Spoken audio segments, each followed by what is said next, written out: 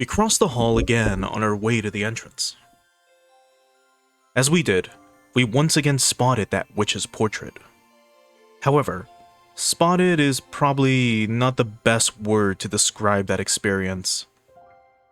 It was more like her eyes were inexorably drawn to it.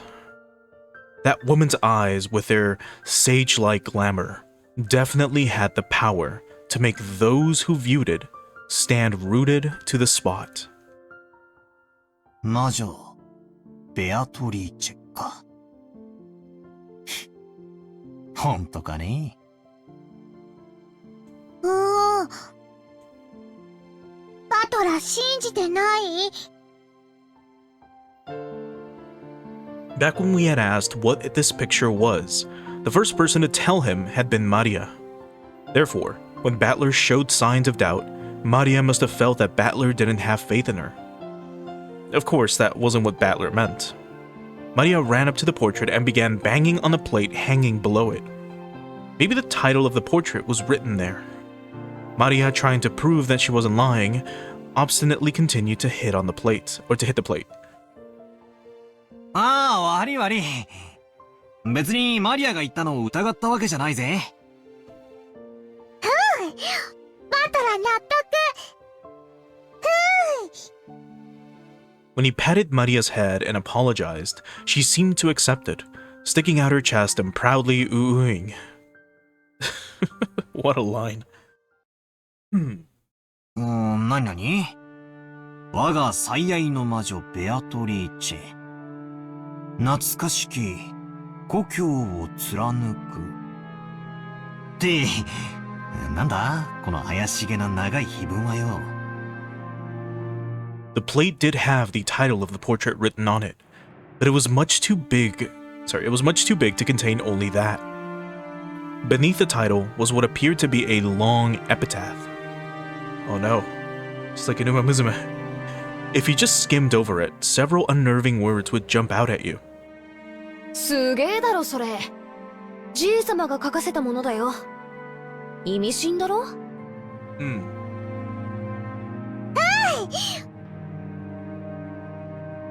リア知ってる？黄金の隠し場所。おいおい、後ろ宮家の隠し黄金の話か？そりゃまた懐かしい話だね。っていうか兄貴、これマジなのか？これを書かせたおじいさまは、この絵とこの碑文に関しては何も語ってくれないんだ。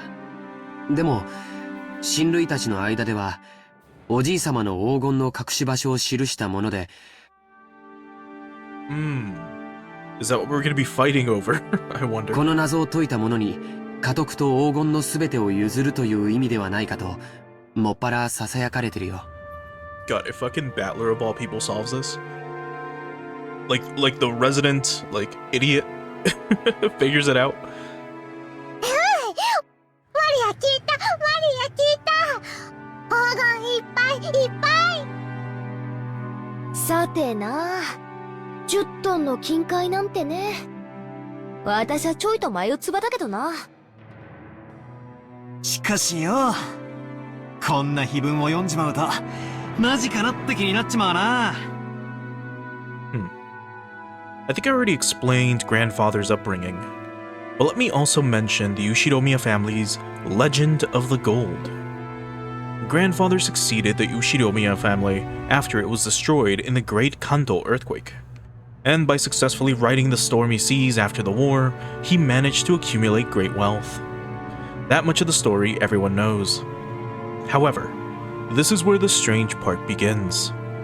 Part of it involves grandfather's black magic obsession, so its credibility is extremely low, but, well, wait until the end before you doubt or make fun of it.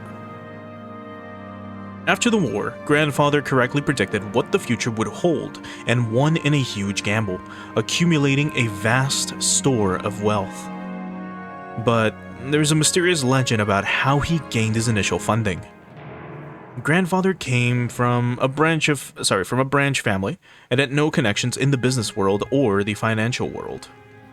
Even though he later built connections with the occupying forces, he supposedly started as a nameless person who hadn't yet gained anyone's trust. It takes trust to gather money. There's no way anyone would lend money to someone they didn't trust. How did Grandfather, who had no reputation at all, manage to obtain his first vast chunk of funds? When asked that question, Grandfather supposedly answered like this. On a certain day, I encountered the Golden Witch Beatrice. Grandfather then went on and on about his continuing research into alchemy and techniques for summoning demons in order to become a great magician. And the entity summoned as the result of the demon calling ceremony was the Golden Witch Beatrice. He then apparently made a contract by which he would receive fortune and honor in exchange for his own soul. The witch then granted Grandfather 10 tons of gold. Grandfather used this gold as a collateral to prepare a vast quantity of funds, which he then used to multiply his wealth many times over and revive the Ushiromiya family. It seems this story is so old that even our parents were told it when they were still children. So, back when our parents were young, they explored this island in all sorts of ways, believing that the gold Grandfather had received from the witch might be hidden somewhere. However, since there was the danger of them getting lost in the abandoned forest, Grandmother began to spread the story that the witch lived in the forest and approaching it was forbidden. そんな話があったな。俺たちも小さい頃、親からその話を聞かされて、宝探しと称して、島中はあちこちうろうろして、森で迷ってワンワン泣いて、しお兄さんに見つけてもらって、親にめちゃくちゃ怒られたんじゃなかったっけ？懐かしいぜ。バカだったよな。だってよ、じいさまはその資本金で儲けた挙句でこの島を買うんだぜ。この島に来る前から黄金を持ってたってことになるじゃねえか。この島にあるわけがないぜ。そうとも限らないよ。その黄金が元からこの島に隠されていて、それを確実に自分のものにするためにこの島を丸々買い取ったとかね。何しろ10トンもあるんだもん。安全な場所に移すより隠し場所そのものを確保する方が現実的だよ。この碑文を書かせたのは2年前。それもじいさま自身ってなると、なるほど。黄金伝説も信憑性が増してくるじゃねえか。じいさまが後宮家復興の資本金にしたという魔女に授けられた黄金が10トン。そいつがどこかに今も眠っていて、じいさまはこの謎を解けたやつに全部を譲ろうって、そういうつもりなのかもしれねえ。へえ、じいさまらしいセンスというか、なんと。へへ。マジならなんとも景気のいい話だぜ。And once again, because it's been a little bit, here's the portrait of Beatrice again. It's a very, very interesting portrait. It's a very classic style of portrait. Like, if you look up many portraits of individuals from, 200 years ago or more, or even as recent as 100 years ago, but throughout time, we have had this pose painted a lot. But here, she looks so, I don't know, there's something off about this painting. Almost as if it were alive. Now, I'm not, of course, insinuating anything. I have no idea what the fuck happens in this story, but I don't know, there's something about Beatrice. Like, her eyes are almost following you no matter where you look. No matter, like, what angle you look at this image from. The epitaph carved into the plate was very mysterious, but something like a poem or a song written on it. The text was incredibly disturbing, filled with the signs of Grandfather's black magic hobby, and its contents were in truly bad taste. But it could definitely be viewed as a puzzle which, if solved, might lead to the hidden gold. そういうつもりなのかどうか、おじいさまの胸中は想像もつかないけどね。一つ言えるのは、このうさんくさい碑文を、おじいさまは一族全員に告示するかのようにここに掲示したこと。そして黄金の存在はほのめかしながらも、未だにその隠し場所について一切触れないこと。そこから親たちが想像を膨らませて、おじい様の知恵比べに違いないって言い出した。欲の皮が突っ張ってるうちの親父あたりだろうぜ。じい様の黒魔術趣味はバカにしてるくせに、この隠し黄金の話だけは信じてやがる。調子のいい話さ。確かに現実的な話じゃないよね。当時無名で何のコネクションもなかったおじい様に無償で莫大な金塊を融資する人物なんているわけがない。それがいたからこそ、おじい様はそのスポンサーを魔女と呼んだというなら考えられない話じゃないけど。 That too. If we were to consider the story itself from the perspective of one of the family members, they might think it's all like metaphorical. Like he just said, that he had a sponsor and that they had so much money and they were so crazy to trust someone like him that he called them a witch, right?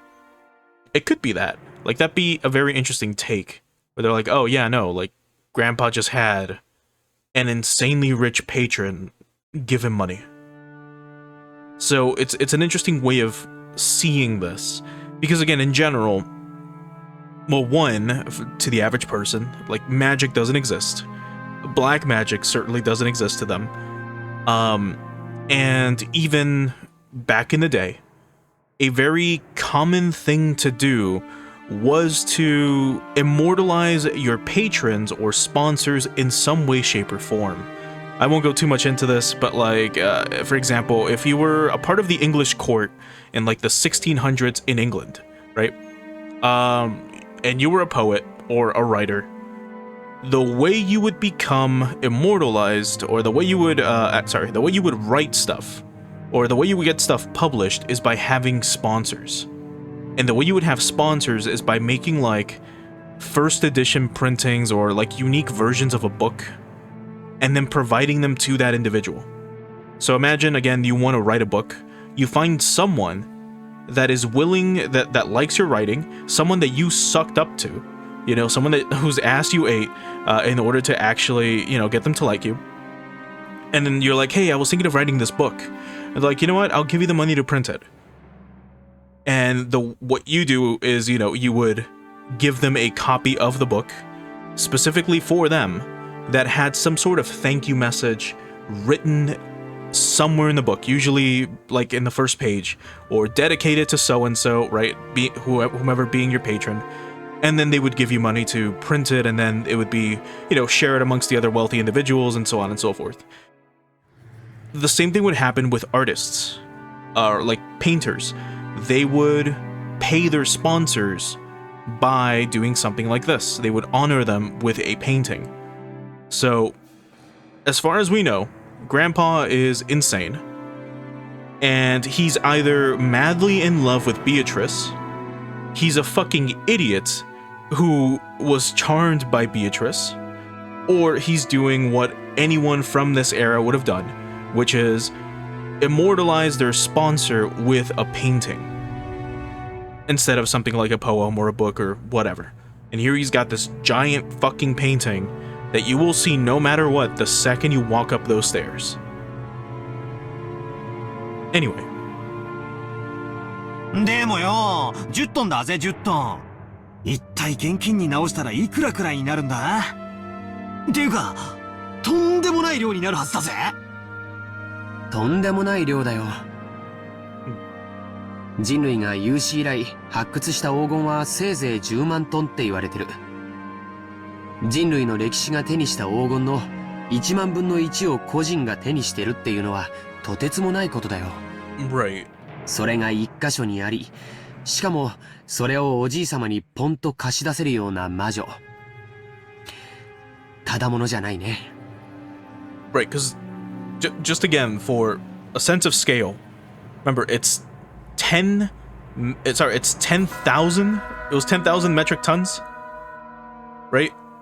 It was 10 tons, yeah, 10 metric tons of gold. Gold is very fucking heavy. So, the fact that she was able to either materialize this or give it to him or transport it to him in some way, shape, or form is very, very difficult. So much so that it must have taken magic, perhaps. Anyway. 私はよ、その10トンって数字ももはや嘘くさいと思ってるぜ。第一よ、じいさま以外に見たやつはいないんだろ。仮に気前のいい魔女が実在して黄金を貸したとしても、それは10は10でも10キロぐらいの間違いじゃねえのか。10キロでも相当いい金額になるはずだぜ。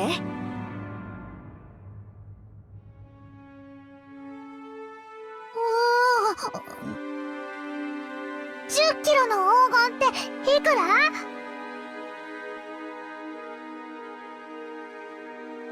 Maria, who wasn't following the story and felt like she was being spoken to in riddles, finally found a place where she could ask us a question. Right, and that was how many kilos is 10 tons, right?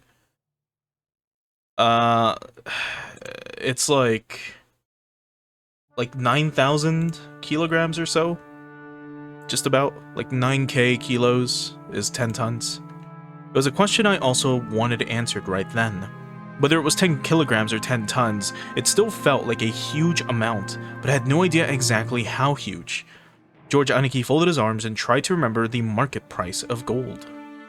さあ、 Oh, they're gonna go by like actual prices. Oh 金 boy. も相場の影響を受けるから何とも言えないし、純度や鋳造先の信用によっても変わってくる。 Imagine it was 10,000, like, it was 10 kilos of like fool's gold. 換金に手数料もかかるし、ただ希少金属であることは間違いなくて、このまま採掘が進めば人類はあと半世紀ほどで全てを掘り尽くしてしまうんじゃないかって憶測もある。デタラメに言って1キロあたり200万円程度の価値はあるんじゃないかと思うね。 My God. ひゅー、私よ、10キロってのは今適当に言って控えめな数字なんだけどよ。それでも2000万円の価値があるってことになるじゃねえかよ。You said 10 per kilo? 2 per kilo? No, it'd be a lot more. It's 2 million times 9,000. マリア、体重28キロ。ということはマリアちゃんと同じ重さの黄金ならその価値は5000万円を超えるって計算になるね。そりゃたまげるな。10トンならいくらだ？ Yeah. 10キロで2000万が1000倍だから、Mm-hmm. はあ、200億円か。こりゃたまらねえや。You know what? Let's find out how much that is. How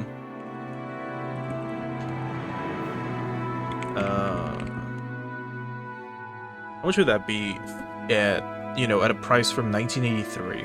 So 20 billion yen to like USD is about $100 million. Holy fuck. Yeah, Grandpa's loaded. How much is 20 billion yen actually worth? We can only measure it relative to our own pocketbooks. Anyway, let's say that a person's wages over a lifetime are about 200 million yen. You grow up and work like crazy, sacrificing your life for your company, and you're finally freed as you approach old age.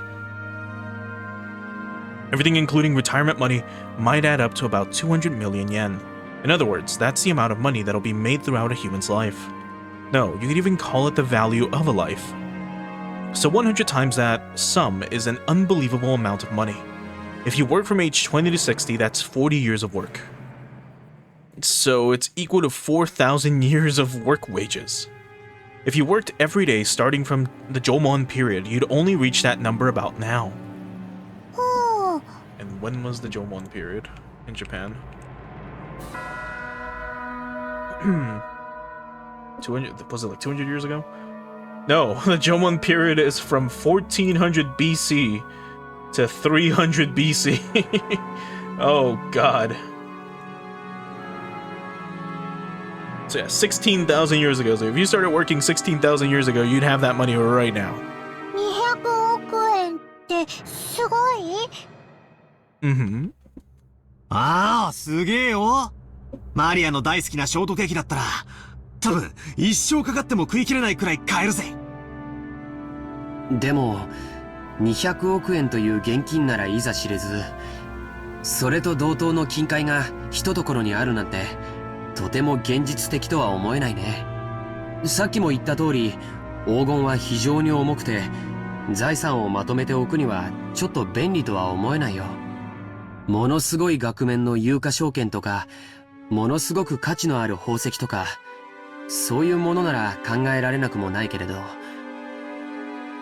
戦時中の混乱期に自分の資産を持ち運べるよう全て宝石などに変えた人たちがいたのは有名な話だからね。でも黄金で資産を備蓄したというのはなかなか聞かない。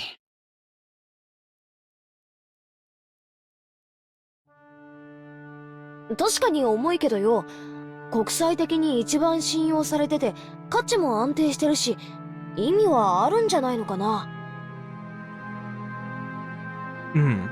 That too. 証券とかだったら国が滅びちまったら紙切れになっちまうわけだし。そういう考え方もあるね。でも 10kg のインゴット一つでも体感重量は相当のものだよ。Yeah. 聞いたことない？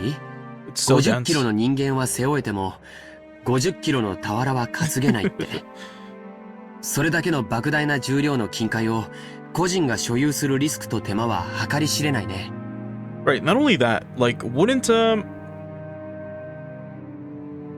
if Grandpa took all his money to market, like, all his gold, wouldn't he crash the economy? Like, realistically? What's the name of that guy? Mansa Musa. I don't know if you remember, how much gold did that guy have? I don't know if you remember that story, but, like, 1,000 years ago, almost. Well, I shouldn't say almost. It was like 700 years ago. There was a guy named Mansa Musa who became really, like, super fucking rich. He had... How much is it in tons? It says here as much as 18 tons of gold. This guy had about 18 tons of gold on his pilgrimage to Mecca. Mecca being M-E-C-C-A, not Mecca as in the anime genre. But essentially, this guy had so much gold on his person that he was crashing the economy because he was tanking the value of gold because he had so much of it that gold became worthless. So imagine if Grandpa took his gold to market. If that was a dude fucking 700 years ago, imagine now what would happen. And mind you, this is like one dude who has almost as much gold as he had 700 years ago. That is insane. Grandpa would definitely crash the economy. Also, he would probably be invaded by so many foreign powers that want his money. ってことはつまり、200億円の札束がうなってるって話ならともかく、200億円分の黄金が山積みになってるってのは、Yeah. ちょいと現実味がないわけだな。Exactly. そういうことになるね。黄金伝説なんて響きはとても面白いんだけど、そもそも10トンの黄金という時点で少々無理があるね。そうやってリズムで考えるとみるみる嘘くさくなっていくぜ。夢のない話さ。でもそこは何しろあのおじいさまだからね。親切なお金持ちからの融資を大げさに吹聴して魔女から授かった10トンの黄金なんて例え方をしたのかもしれないよ。10トンという数字も象徴的な感じがするしね。つまり、借りた金のありがたさは10トンの黄金に匹敵する価値があったってなことだ。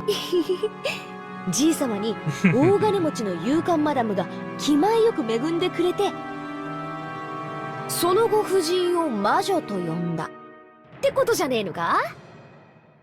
I see. Jessica's example isn't bad. Someone who generously lent a huge amount of money to grandfather when he still had no reputation might as well be called a witch.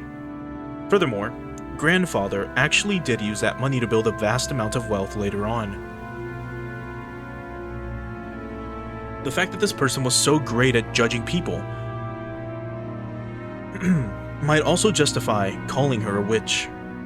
Also, since she went to the trouble of lending all that money, she might have enthusiastically overseen how it was spent. The decision to unexpectedly get involved with the occupying forces and profit from the Korean War demands might have been inspired by the witch herself.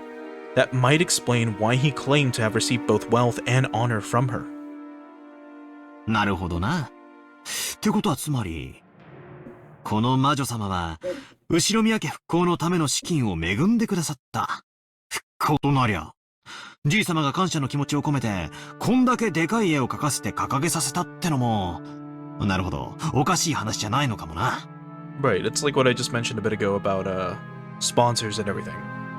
Where, again, you would feel grateful, so you paint them, or you draw them, or you do a book dedicated to them, and so on. So that's one way to interpret this. But you also have to remember that, at least what I'm assuming, is that the grandchildren here have never stood outside their grandfather's door as he's having a mental breakdown, and he's screaming, "Oh, Beatrice, you fucking witch," over and over again. And if they did, maybe they'd be like, well, she doesn't sound like a sponsor anymore. She sounds pretty fucking real. Unless grandpa is fucking losing his mind from all the like ancient alchemical herbs he's constantly exposing himself to. ひょっとするとよ、当の本人は見るからに魔女っぽいばあさんだったかもしれないぜ。それをじいさまが美化して、こんな美人に描いてくれたってのは考えられる話さ。案外、当の本人に会ってみたら、こんなに美人じゃないかもしれねえな。ありえるね。ベアトリーチェって名前はいかにも洋風だけど、僕たち一族の名前がみんな洋風であることを考えると、このベアトリーチェって名前も日本人名を無理やり洋風にアレンジしたものなのかもしれないよ。なるほどな。この美人は絵の中にしかいないってわけだな。Speaking of, real quick. Switch to Japanese. なるほど、なるほど。They mention it here. Just double check. Because I'm not seeing Beatrice written in English. So it might just be written in... Yeah. It's right there. It's in katakana. It's the second sentence. Beatrice. Very interesting. Back to English. なるほど、なるほど。この美人は絵の中にしかいないってわけだな。それじゃあ、あの立派そうな胸は揉めそうにないぜ。I was mainly wondering if they had written it in some really weird kanji. Just like how everyone's name in this fucking universe is written with a really weird kanji and read completely different. 鼻っから魔女なんておかしいんだよな。そんなのが地球上のどこにいるってんだ。I laughed and made fun of the witch, trying to distinguish myself from the kid I was 6 years ago, who feared the witch in the forest. When Maria tugged on my sleeve, I could tell by how hard she pulled that she was a bit upset. ん？なんだよ、マリア。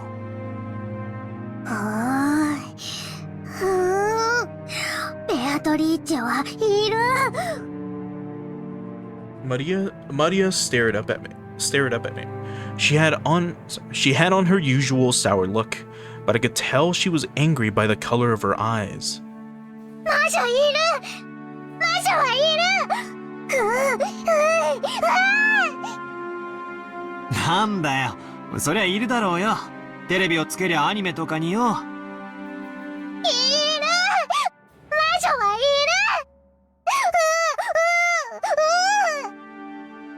I started getting impatient, not knowing why Maria was jumping on me like this. Then Jessica tapped me on the shoulder and whispered. バカだな。子供の夢打ち砕いてんじゃねえぜ。マリアは魔女とかベアトリージェとかが確かに存在するって信じてんだよ。確かマリアちゃんは学校の文集に将来なりたいものは魔女って書いたんだっけ？ Maria nodded seriously. Tears started to run from the corners of her eyes.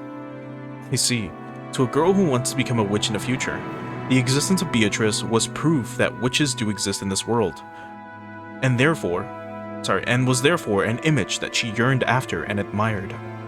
きれいきれい魔女はいるなのにバトラーが信じない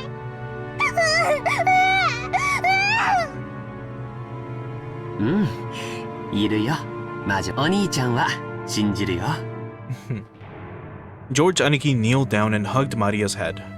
Watching this, Jessica poked my side. So that's what it is. It's like shouting that Santa Claus doesn't exist in front of a child who believes in him on Christmas Eve. I'm not the kind of guy who likes to shatter kids' dreams. 悪かったぜ。別にマリアの夢にケチをつけたわけじゃねえんだ。謝るよ。ベアトリーチェはいるよな。今もこの島の森の中に住んでいて、夜な夜なこの屋敷で何をやってるのか覗き見しに来るんだろ。だから森には入っちゃいけない。夜はいつまでも暗い森を眺めていてはいけない。森の魔女ベアトリーチェに見つかってしまうかもしれないから、バ様がそう言ってたんだもんね。What if all of this is 100% real? Like literally what Battler just said is all real. If you look out into the forest from your room in the middle of the night, like a pair of glowing eyes will dash towards you and Beatrice will steal your soul or something. Like the boogeyman. But she's real and she'll turn you into like a gold bar or something.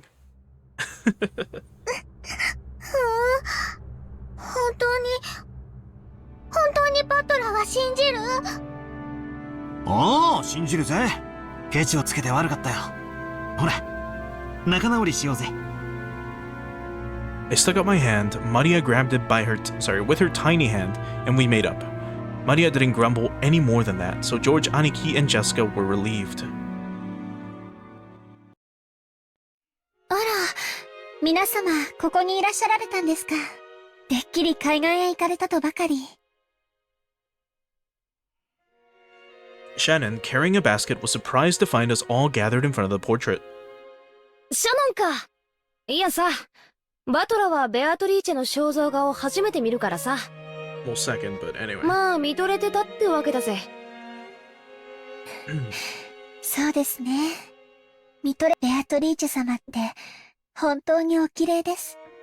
さぞや親方様を虜になさったろうと思います。パトロン説の他にも、おじい様の初恋の人だという説もあるんだ。どちらにせよ、彼女に出会ってから数十年を経ているだろうにもかかわらず、今なお心の中に大きく居座り続けているんだから、それは今なお虜にしているということなんだろうね。やれやれ。Again, if they ever just stood outside their grandfather's door for like 5 minutes, he'd be screaming and crying about how the last thing he wants to do before dying is seeing her smile once more. So all these assumptions would be proven right the second they just go up those stairs and walk to the end of the hallway or something. これじゃ、ばあ様はさぞや嫉妬しただろうぜ。unless they're gonna hear screaming in the middle of the night. Imagine you're in the guest house, you're trying to fall asleep, and all you hear is like, "Oh, Beatrice," coming from the other house, from the main home. 私はよく知らねえけど、やっぱりそういうのはあったらしいぜ。ばあ様は金髪の浮気相手がいると信じてたらしいな。いい匂い。シャノンからいい匂い。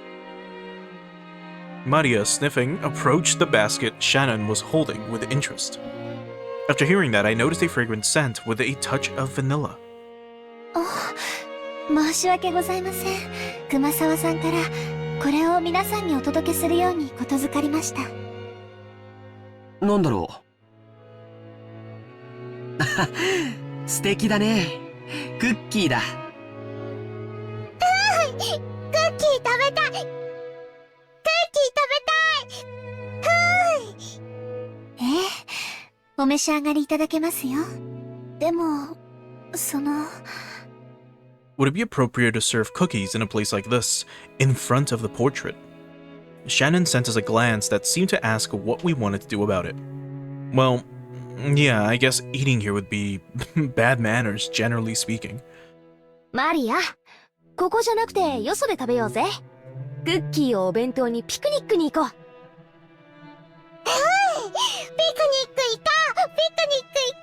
Didn't you all just eat like 10 minutes ago? Like, dinner happened, or lunch happened, and then the two groups split. Adults started arguing. Mind you, this is after they had Battler said that he was so full that when they brought out dessert, he felt like he suddenly got a second stomach just for it, specifically for dessert. So he was like stuffed, like filled to the brim with food. And then they just stepped away, and 10 minutes later, here Shannon's like, hey, you guys want cookies? And then everyone's like, fuck, yes, we do. そうだな。ちょっと表の空気を吸いに行くか。魔女様の御前でつまみ食いもねえもんだぜ。そうだ。もともと私たちは浜辺に行こうって言ってたんじゃねえか。行こうぜ行こうぜ。シャノンちゃん、申し訳ないんだけど、腰を下ろせる敷物と水筒にお茶を入れてきてもらうのをお願いしてもいいかな。はい、かしこまりました。Shannon received her instructions and gracefully bowed before retracing her steps. We headed for the beach on our own. Everyone headed for the entrance in a group. Feeling as though that witch was staring down at our backs, I turned around once more. マトラ、まだ信じてない？いや、信じるぜ。その方が夢があるしな。黄金の魔女ベアトリーチェがじい様に10トンの黄金を授けた。それで、その黄金がどこかに眠っているかもしれない。しかもそいつを、じい様は怪しげな碑文に書き残し、見つけられるもんなら見つけてみろと俺たちを挑発してるってんじゃねえか。こういうロマンはあった方がいいってもんさ。200億円の黄金か。私たち4人で山分けしたってとんでもない金額になるな。一人頭50億円か。すごいね。それだけあったらどんな事業でも起こせそうだよ。いや、そもそも働かずに生涯を優雅に過ごせるだろうね。50億円よりクッキー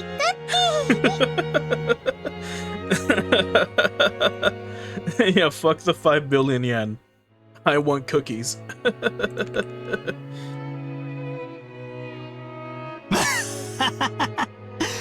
マリアには金よりクッキーだな。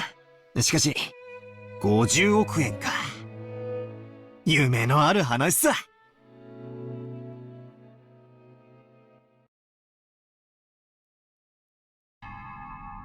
バカバカしい。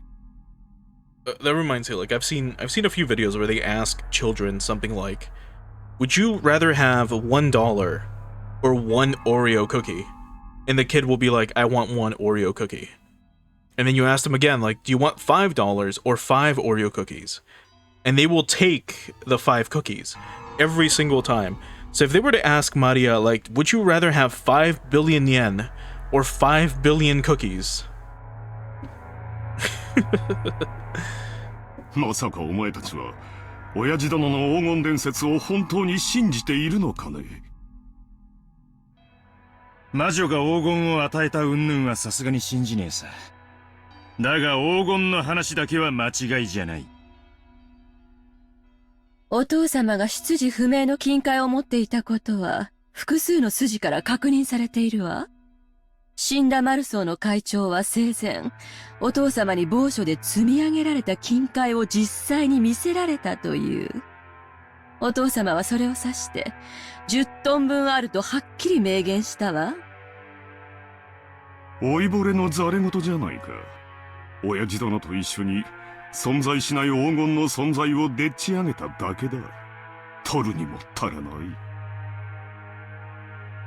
存在せん黄金にあないな軍資金は集まらへんで。会長さんは生前その真摯なお人柄であれだけ大勢の財界人から尊敬を集めたお人や。 It's almost hard to believe that these characters are all related. In some way, shape, or form. But then again, that's Ryukishi's art style for you. Anyway. 詐欺の片棒なんか担がへん。兄貴、マルソーの会長は確かに見てんだ。10トンの黄金をはっきりとその目で。しかも親父はそのインゴットの一つを任意で抜き取らせ、会長にそれは10キロのインゴットで、鑑定結果は純度49。インゴット表面には後宮家の家紋である片翼の鷲が刻印されていたという。後宮の黄金伝説は瞬く間に財界のフィクサーたちの間に広がったわ。鋳造元不明の黄金は換金率が悪い。ボロ儲けのチャンスだと思った彼らはそれを担保に認め、結果お父様は莫大な融資を受けることができた。バカバカしいにも程があるじゃないか。お前たちはいくつになるんだ。まだそんな子供の頃のおとぎ話を真に受けているのかね。第一、その10トンの黄金の証拠はどこにあるんだ。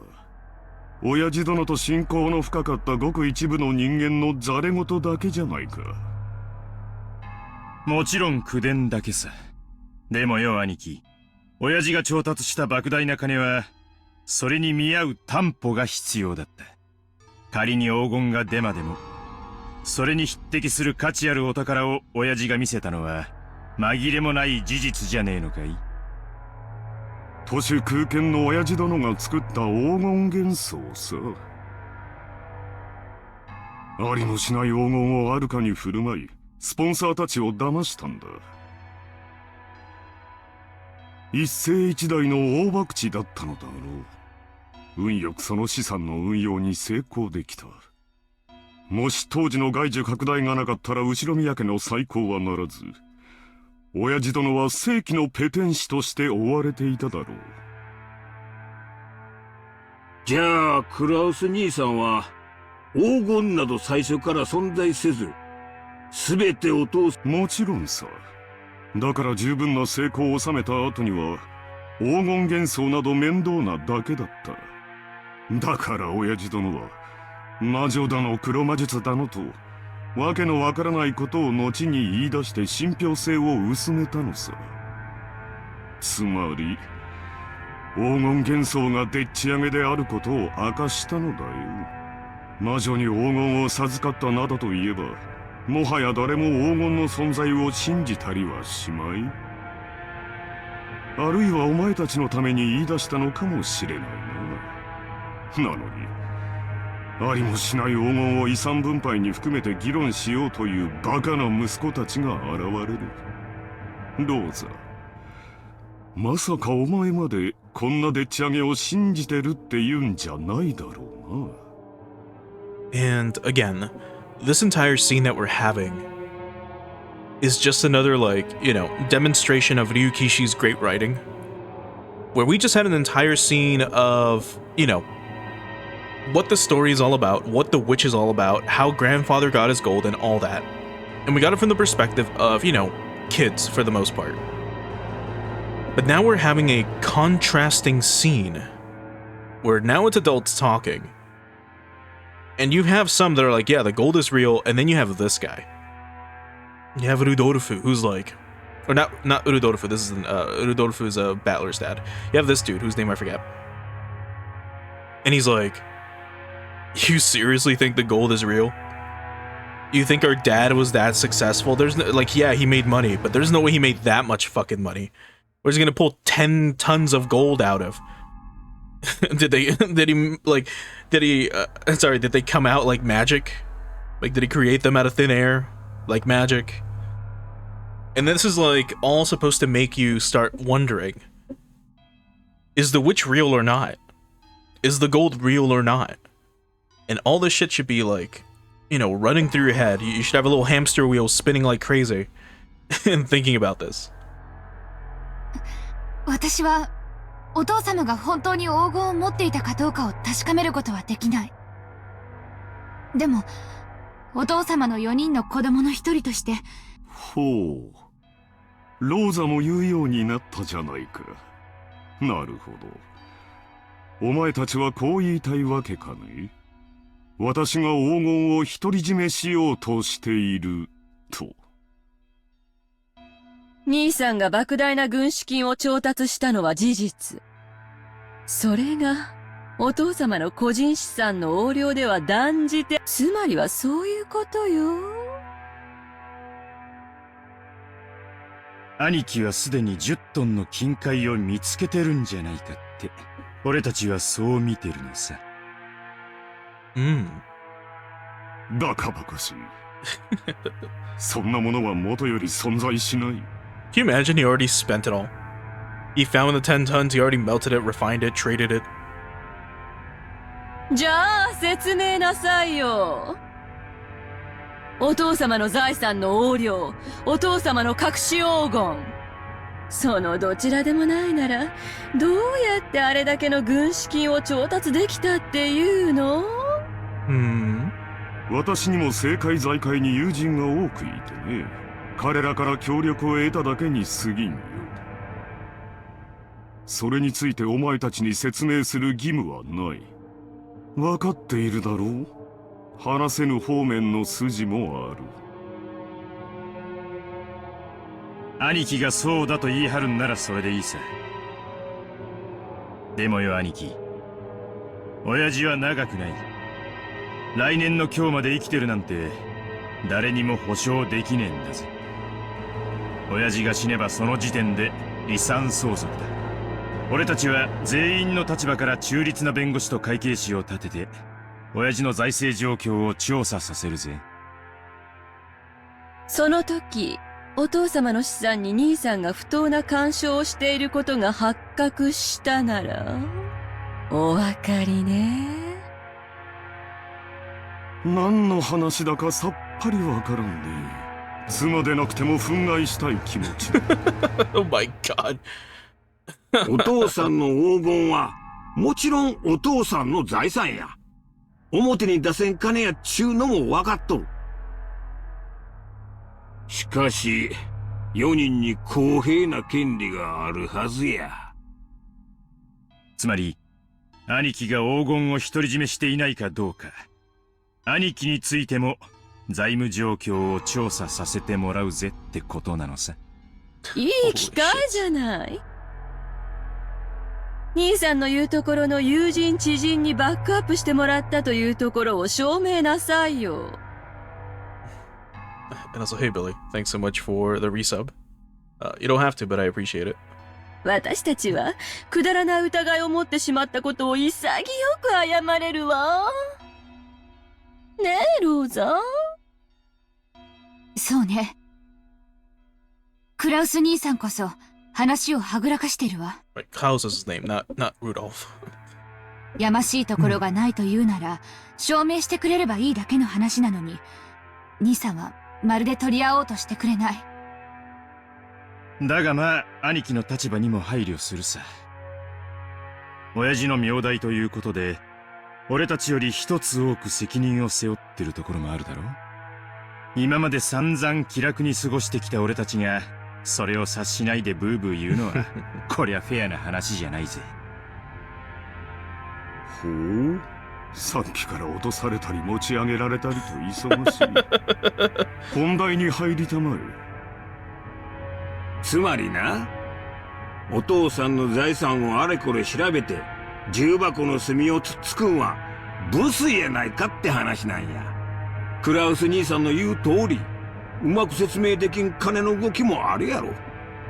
そこを理解した上でわしらは兄さんに相談を持ってきたんや。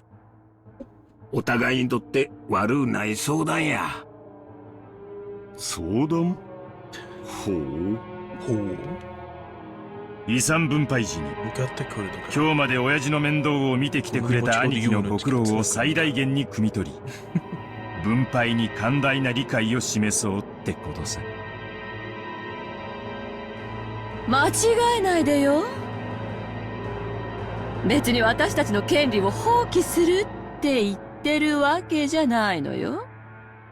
ただ、その権利を主張する際に、兄さんの立場に立った寛大な理解があってもいいんじゃないかしら、ということなのよ。Basically, tell us now that you're, that you're doing some embezzlement of father's funds, and we'll let you off easy, or we'll bring this up by getting actual, like, independent lawyers to look into all of our, dad's financial, like, spending and status. And then if we just so happen to find that you took money out, we're gonna fucking excommunicate you. つまり、条件を飲んでくれたら、 And we're about to say this わ exact しら same は遺 thing. 産分配時に、お父さんの財務状況調査をクラス兄さんに一任してもいいっちゅうこっちゃ。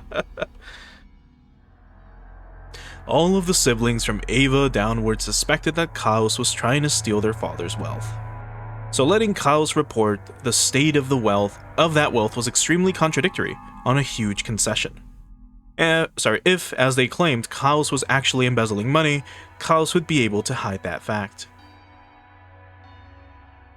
Besides which, it'd be possible for him to control the distribution of the inheritance in a manner favorable to himself. Klaus, realizing that this sounded too good to be true, couldn't help but feel suspicious. He couldn't help but worry about what they'd ask for in exchange. Well, ほう。 assuming, he's actually involved in embezzlement and the like, right? 信用ゼロの私に長兄としての信頼を返してくれるというのか。その見返りは何だね。同じ兄弟としての公平な権利さ。俺たちの兄貴は親父の財産をかすめ取るようなやつじゃない。だがしかし、兄貴に融資するパトロンも存在しない。となりゃ、つまりこういうことなら兄弟は納得するわけさ。兄さんは10トンの黄金を見つけ、それを担保に軍資金を作った。そう。お父様がかつてそうしたようにね。そういうことなら、お父さんの財務状況におかしな点は一切あらへん。クラス兄さんはずっとお父さんの世話をしてきた高校息子や。そないなお人を信用せんわけにはいかへん。回りくどくて分かりづらいな。もっとはっきり具体的に言いたまえ。条件の一つ目。 Break it down for me. まず兄貴は親父の黄金を見つけていたことを認めること。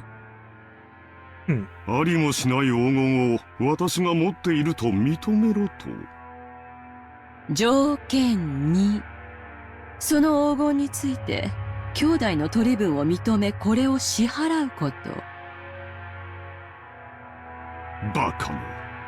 ありもしない200億の黄金について一人頭50億、合計150億を支払えというのか。バカバカしい。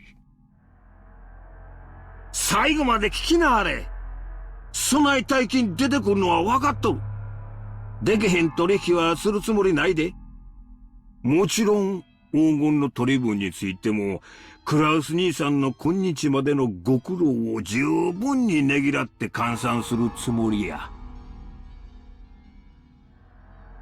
黄金の分配は、後宮本家当主跡継ぎの肩書きに 50%、残りを兄弟の正当な取り分として分割。もちろん、クラウス兄さんもこれには含めるわよ。200億のうち、125億を兄貴に、25億をエヴァ姉さんに、25億を俺に、25億をローザに。ありがたくて涙が出る分配じゃないか。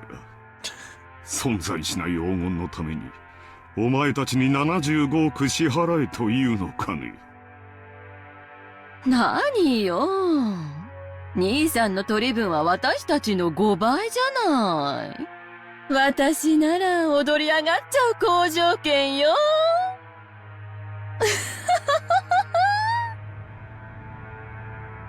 条件の4。分配金は親父の死亡時に遺産分配に含めて清算する。ただし手付金として俺たちの取り分の 10% を即納してもらう。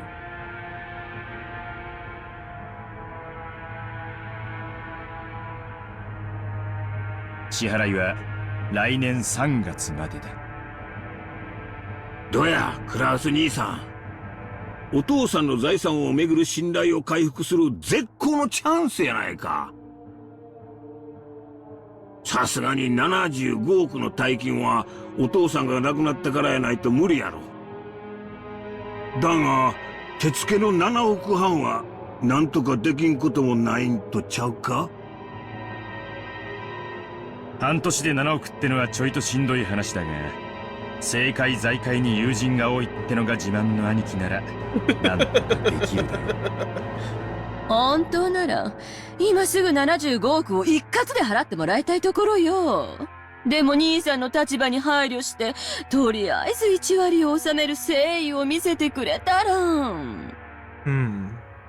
残りの9割は遺産分配時に持ち越してくれていいってことなの。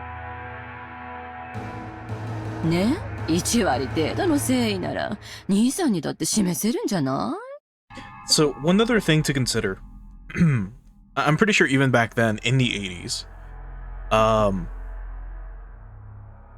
inheritance is taxed by the government.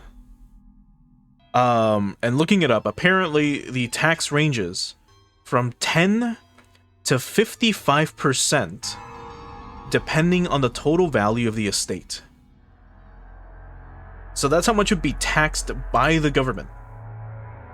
So even if it's just 10%, it'd be 750,000 yen if they're only, you know, if basically what they're asking for is the, like, you know, the tax being covered right now for the time being.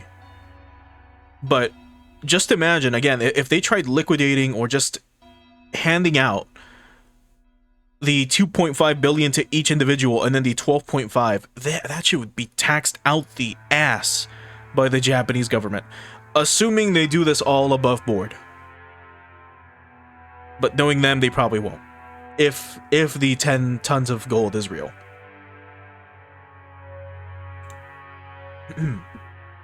親父殿の財政状況調査を私に一任する権利を7億5千万で売りつけようというのかね。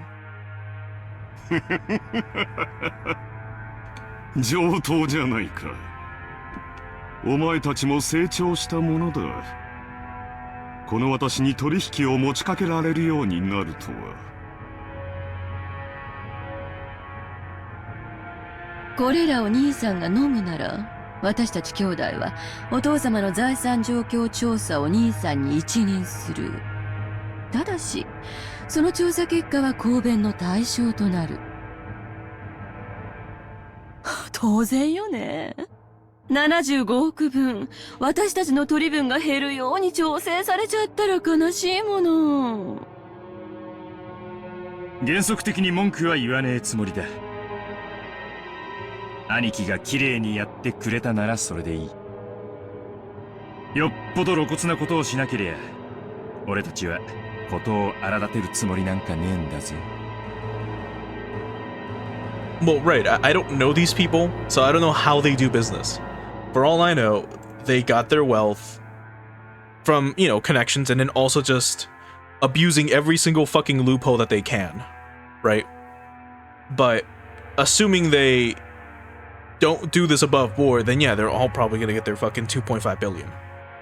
But if they do it above board somehow, they're gonna be taxed out the fucking ass for it. 俺たちだって早く遺産が欲しい。いつまでもグダグダして取りっぱぐれたくねえんだ。公弁された場合の再調査は誰がするのかね。兄さんでいいわ。多分これが兄弟で合議する最初で最後の機会だもの。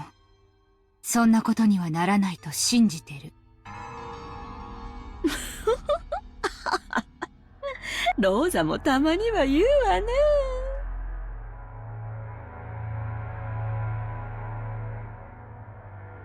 By this point, it's obvious that Klaus wasn't at all trusted as the oldest sibling, so there's no need to go into detail. The formerly tyrannical oldest brother had always abused his privileges and violated the other siblings' shares. It was in response to this that the other three, now adults, were finally teaming up and striking back for the first time. 申し訳ないが、条件はまだ続くんや。A fifth condition. 条件5。この取り決めはお父さんの遺言状に優先する。後になってこの取り決めが保護になるような遺言が出てきちゃかなわんちゅうこっちゃな。入念じゃないか。なら質問だが、仮に本当に黄金が見つかった場合、どうするのかね。それに対する支払いを兄貴が済ませてる以上、俺たちは本当に黄金が出てこようがどうでもいいことさ。俺たちの取り分は先払いってな感じになるわけだからね。夢があっていいじゃない。この島をリゾート化するつもりなんでしょ。その工事の途中でひょっこり黄金が見つかるかもしれないじゃない。Ava let out a high-pitched laugh, which you can all hear in your head. Klaus watched but didn't even flinch. 条件に7をつけてもらおう。私以外の兄弟が黄金を発見した場合、速やかに私に引き渡すこと。Huh? With Klaus, the gold isn't real. Why would you add this condition? もちろん保証するわよ。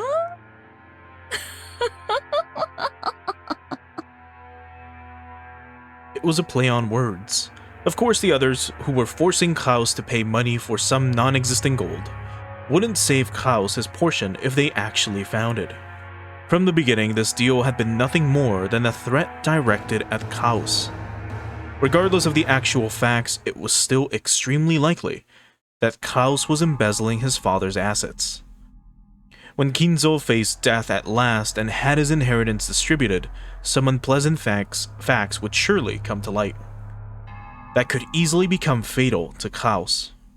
The others had spotted this weak point and were threatening their brother under the veil of compromise, trying to wring a huge sum of money out of him. However, they had forgotten one thing.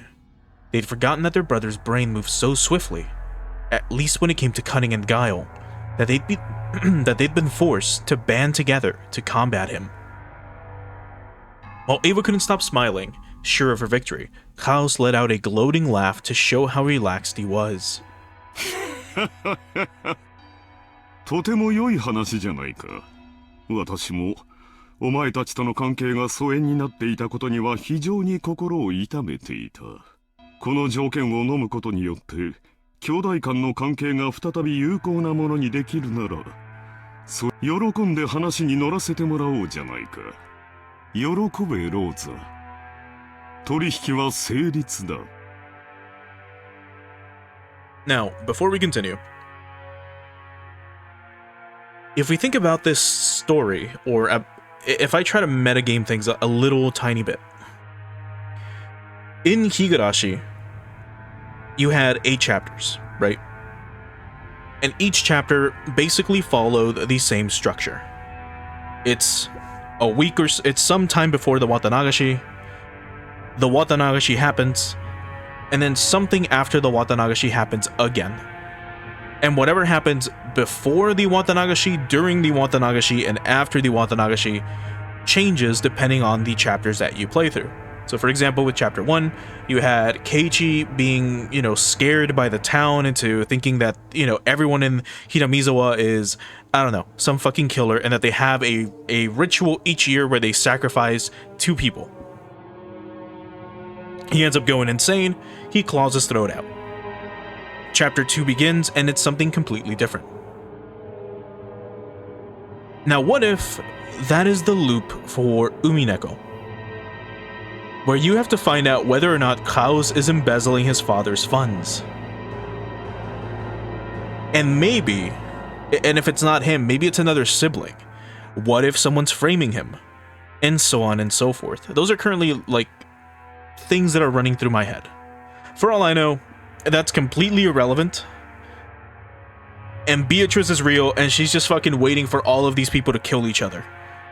Because they're on her island, and some storm is coming, and they're gonna be stuck here for, the next 5 days or some shit. I don't know. For all I know, that's what could be going on instead. Beatrice is gonna appear before them as they're all in, the main entrance room. In front of the stairs. She's gonna float out of the painting, and she's gonna laugh at all of them and basically put them in a death game scenario. For all I fucking know, that's what's gonna happen. But anyway, imagine that's what really happens. Rosa's expression dimmed. It was never a good sign when her brother started talking like this. Ava also keenly picked up on this. That's why she was unable to wipe away a sense of unease, even though Klaus had obediently accepted the deal. 嫌に素直ね。兄さんらしくもないわ。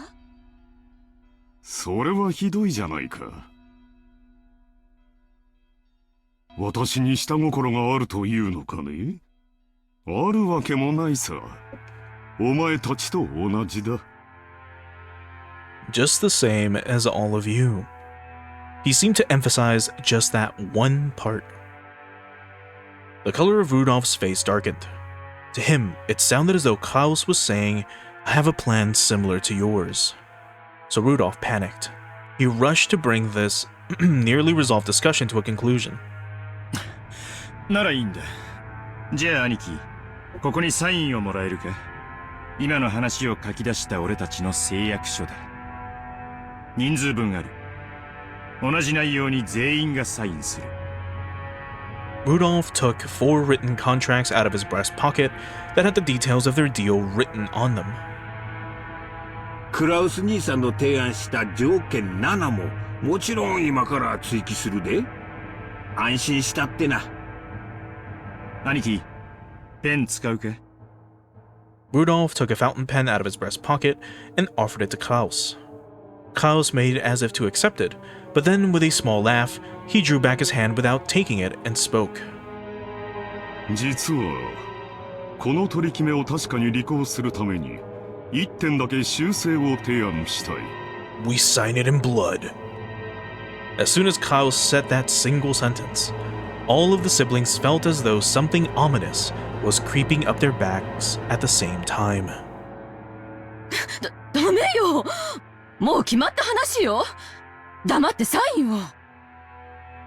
エヴァ、何を焦っているんだね。もちろんサインはする。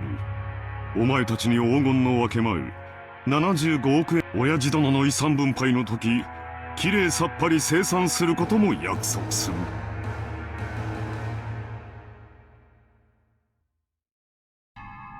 だが、1点だけどうしても譲歩してもらいたい部分があるのだよ。何の話だよ。どの点が気に入らねえってんだ？分け前の1割、7億5千万円を即納する点だよ。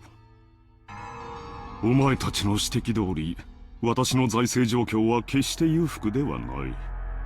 数々の先行投資によって未来に必ず回収できると保証されながらも、今のこの時点では火の車であることは認めなければならない。つまり、今すぐに動かせる金は全くないということだ。私は無能で詳細の嗅覚も鈍い。お前たちの言うところの弱り目の私には、7億半も半年で動かせる力はないということだよ。そんなはずはないでしょ。いい加減なことを言ってこの場をごまかす気？遺産分配時に全て一括で清算する。1割を即納する条件を削除したまえ。それが私にサインさせるための唯一の条件だ。クラウス兄さん、この1割はな、あくまでも兄さんの誠意を図る数字なんやで。本当なら取引の余地もない話や。そこを100歩譲った上で、とりあえず1割の誠意でこの場を丸く収めちゃるっちゅう大サービスなんやで。そう説明した上でそこを断るっちゅうんは、互いの信頼関係にちょいと影を落とすんとちゃいますか？ Hideyoshi had a humble expression on his face and was rubbing his hands together. But his eyes weren't calm at all. Kaos had already seen through to the shadow in the depths of those eyes. お前たちは何を焦っているのかね。それとも何に怯えているのかね。どうぞ、私にだけは教えてくれんかね。他の兄弟たちには内緒でこっそりと。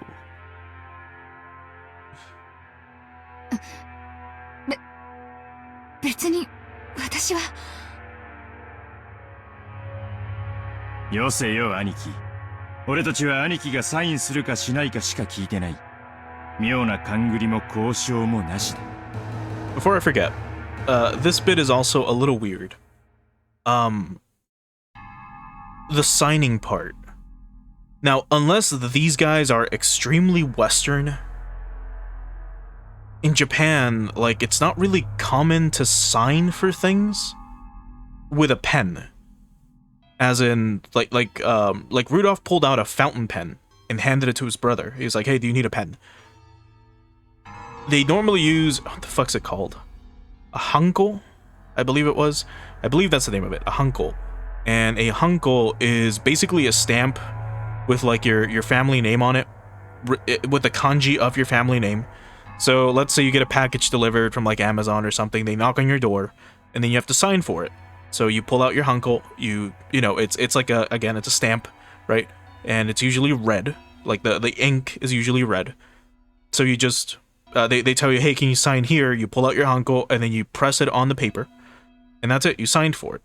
As far as I know, either not many people or no one really signs with a pen. I think because it would just take too long, and some characters can be maybe a little too complex and could possibly be misinterpreted or misread or something. I assume that's why they do it, I'm not sure. So it's a bit weird that they're like, hey, let's sign, when their names are also incredibly weird. We've seen how they're written. But anyway. ほう。私には交渉の余地もないと。立場が弱いのは私の方で、公平な関係ではないと、そう言いたいのかね。Shivers began to crawl up Rudolph's back. He began to feel himself getting overwhelmed by the height of his brother's completely insurmountable wall, and the long shadow that had existed since they were children. 取引は公平な関係であるべきじゃないのかね。The wind. この取引は私にとっては、弟や妹たちと長いことを失ってきた信頼を取り戻し、兄弟愛を深め合うもの。それは私にとって、緊急に解決したかった心のしこりだ。それが今日解決できてとても嬉しいと思う。だがお前たちもこの取引を急ぎ締結することがとても嬉しいんじゃないのかね。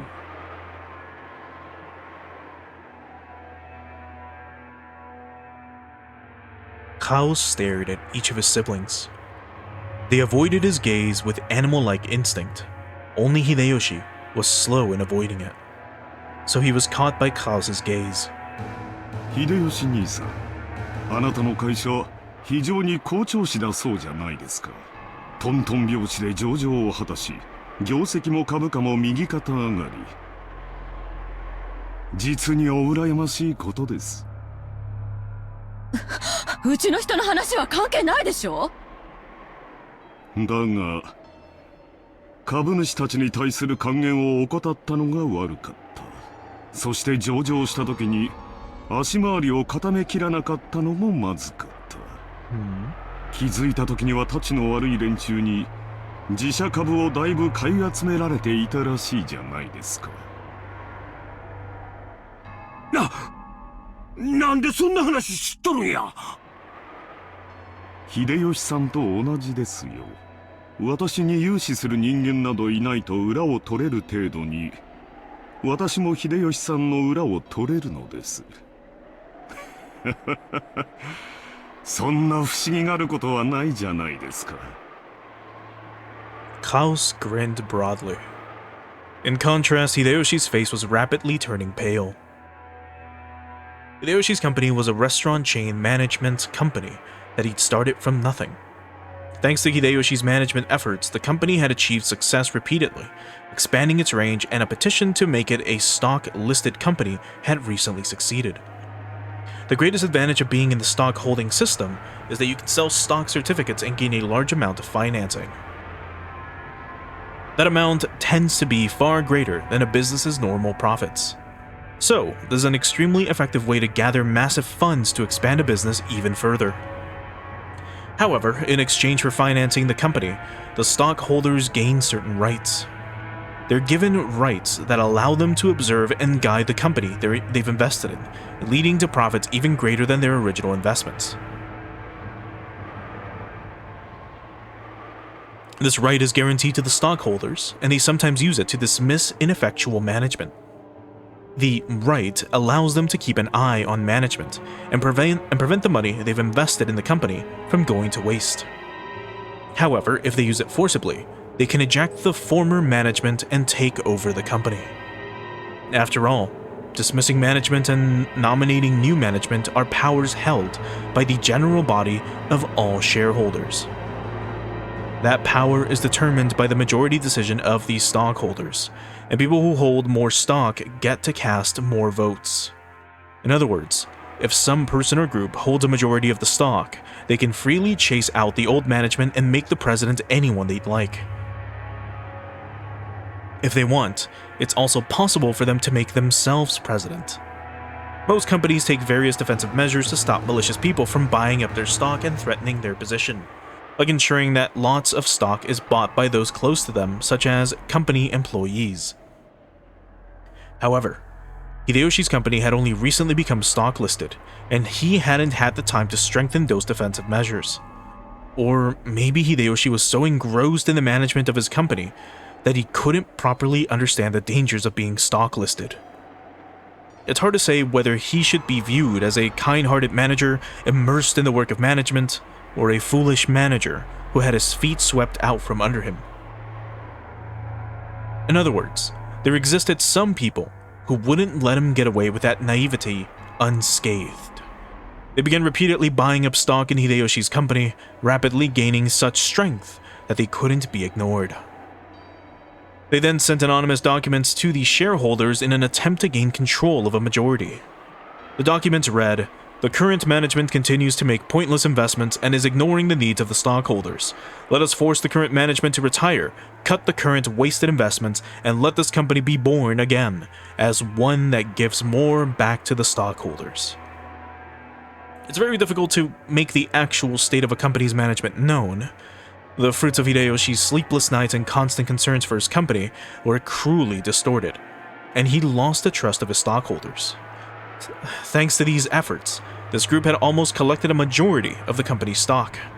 At that point, even Hideyoshi noticed and started to buy back the stock, but the stockholders realized that the company was undergoing an acquisition maneuver, and each demanded a ridiculous price for the shares that Hideyoshi was trying to buy back.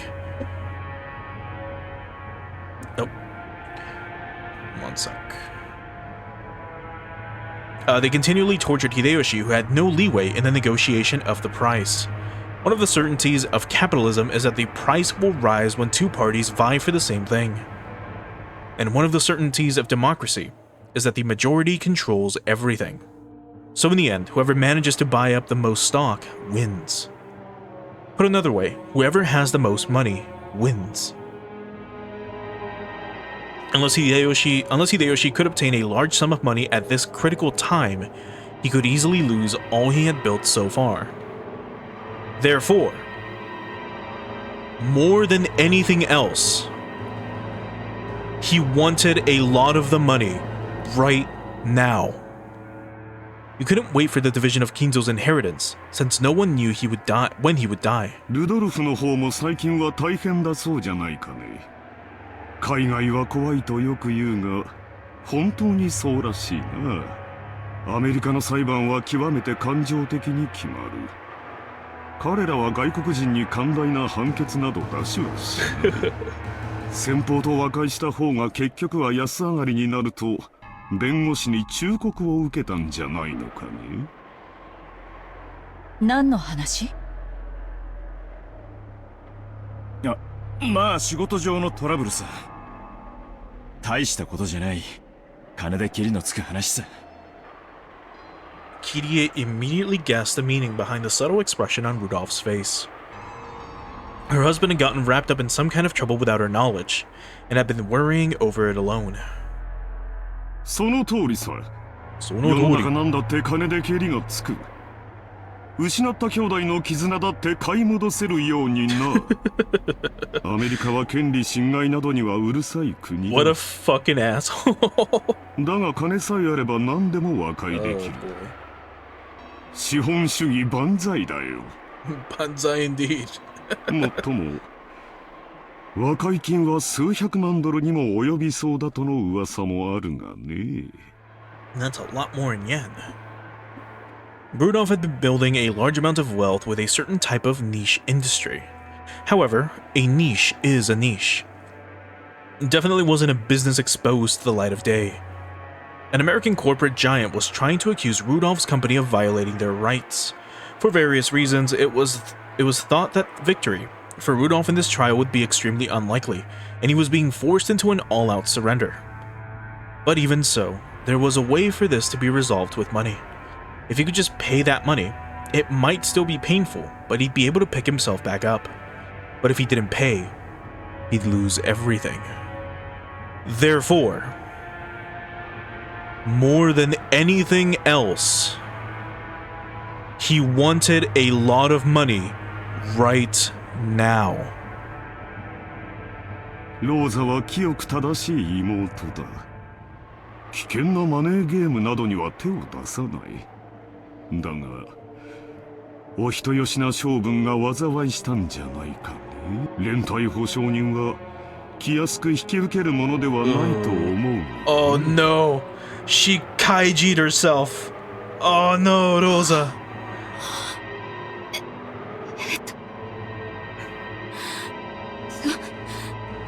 それはクラス兄さんとは関係ない。Rosa uncharacteristically laid bare her emotions and yelled. After all, no one was supposed to know that. As Klaus watched, he let slip a muffled laugh. Without exception, every one of them, more than anything else, wanted a lot of money right now. In other words, the situation had been reversed.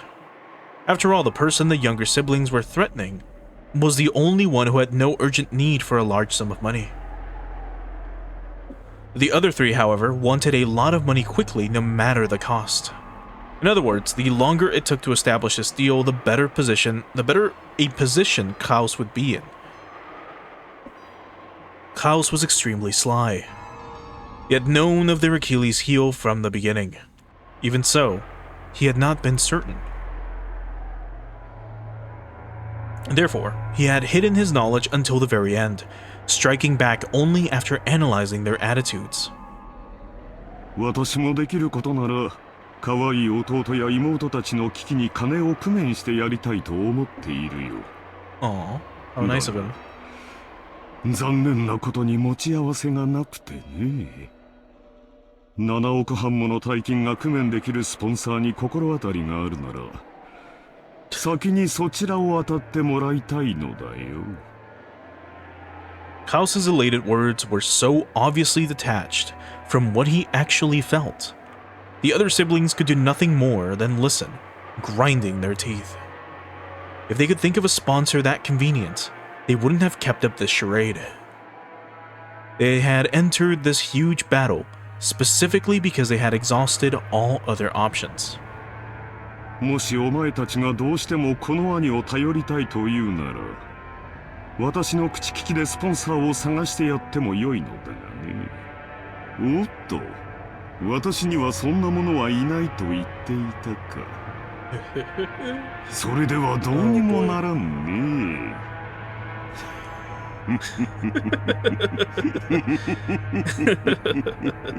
What a fucking cunt. Oh my god. Klaus's low, gloating laughter began to fill the parlor. The younger siblings, who had been driving the oldest brother into a corner until a moment ago, could do nothing more than grimace and grind their teeth. 冗談じゃないわ。兄さんに借りなんか作れるもんですか。冗談じゃない。冗談じゃない。クラウス兄さんを頼ったらどう助けてくれるの？言ったではないか。私にできるのは他のスポンサー、もちろん利息を融通してもらえるようには最大限交渉するがね。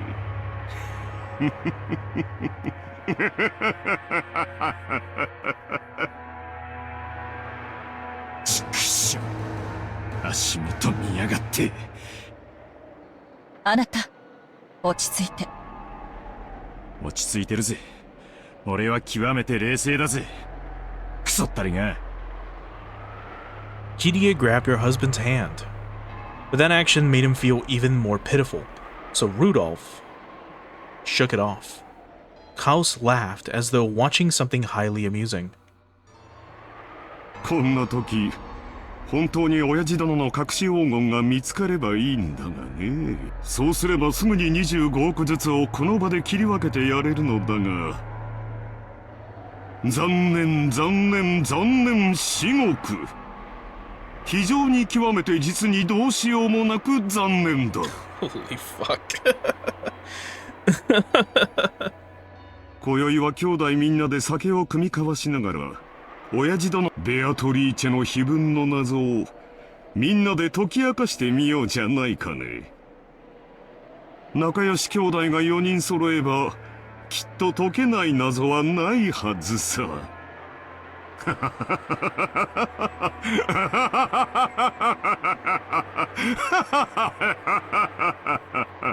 What if it really...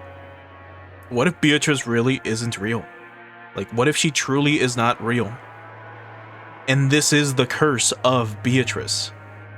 Just siblings trying to find gold that doesn't exist. And they end up killing each other for it. As they, you know, quote-unquote get closer. They all devise of a way to kill the other or something. Now that would definitely be an interesting turn for Umineko. Whether or not that will happen, I don't know. But anyway.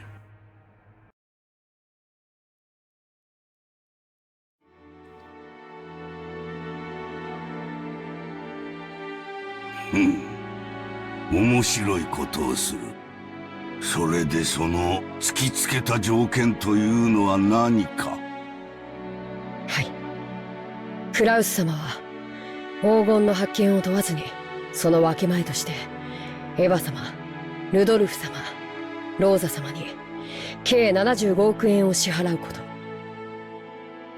ただしその1割を3月までに支払うこと。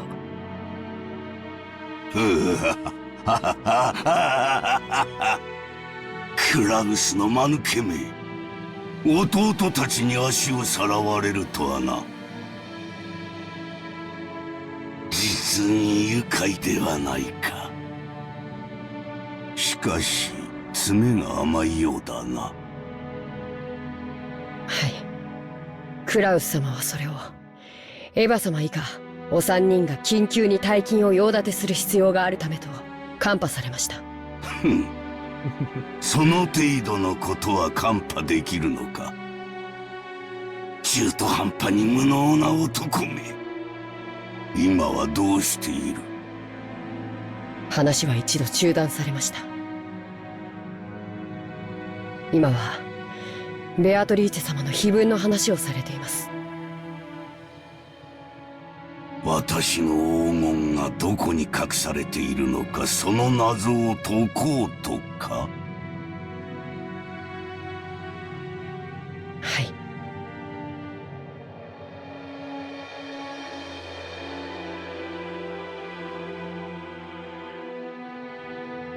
Kinzo set down his spectacles and snorted. 奇跡の成就が先か。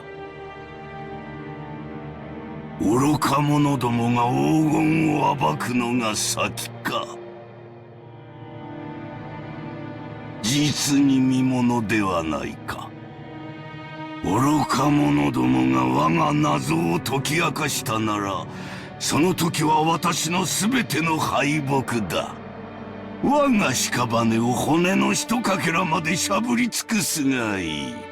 愚か者どもの貪欲さが偉大なる魔法に奇跡を宿らせるのだ。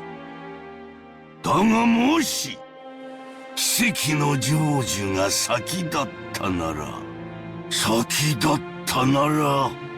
ベアトリーチェは再びよみがえる。私が半生をかけて追い求めたあの美少がよみがえるのだ。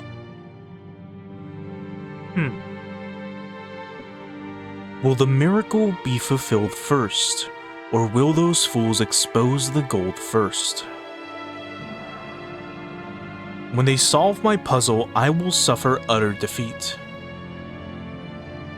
If the fulfillment of the miracle comes first, Beatrice will be resurrected again.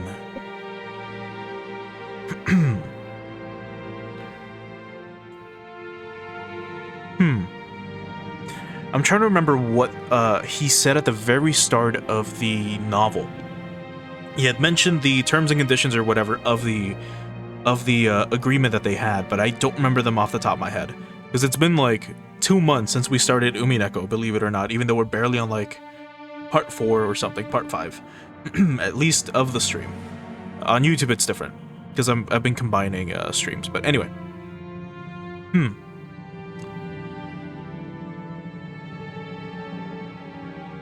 So a ritual will be performed to try to resurrect Beatrice, or at least have her appear once more. That's really interesting.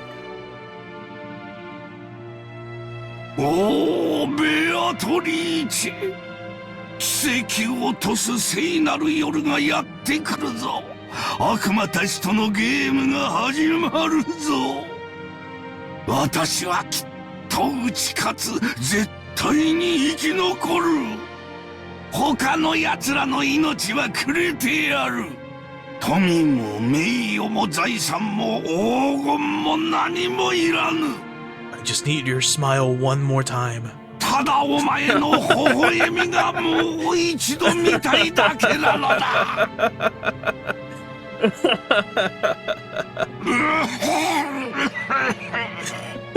How did I predict that? Oh boy. Kinzo choked, apparently in great pain. Kanon got closer and tried to pat his master's back, but Kinzo motioned for him to stop. なぜ私が黄金の隠し場所をわざわざ人目に触れるように晒したかわかるか？いえ。魔法の力はリスクで決まるからだ。ベアトリーチェの黄金を暴こうとする人間が多ければ多いほど、その危険が高まれば高まるほどに、それでもなお成就できたとき、魔法の力は偉大なる奇跡を起こせるのだ。魔法とはつまりゲームなのだよ。優れている者が勝者になるのではない。勝者には魔法が与えられ優れるのだ。生命の奇跡が数億分の1という神々しい確率に勝利するからこそ与えられるようにな。お前には少し難しいか。申し訳ございません。よい。つまりはこういうことだ。ベアトリーチェの碑文の謎を解いた者には、私が築き上げてきた全てを与えよう。富、名誉、黄金、そして後宮家の家督。その謎に挑む資格があるのは何も私の息子たちだけとは限らぬ。たとえお前であっても、その謎を解けたなら全てを得る資格があるのだ。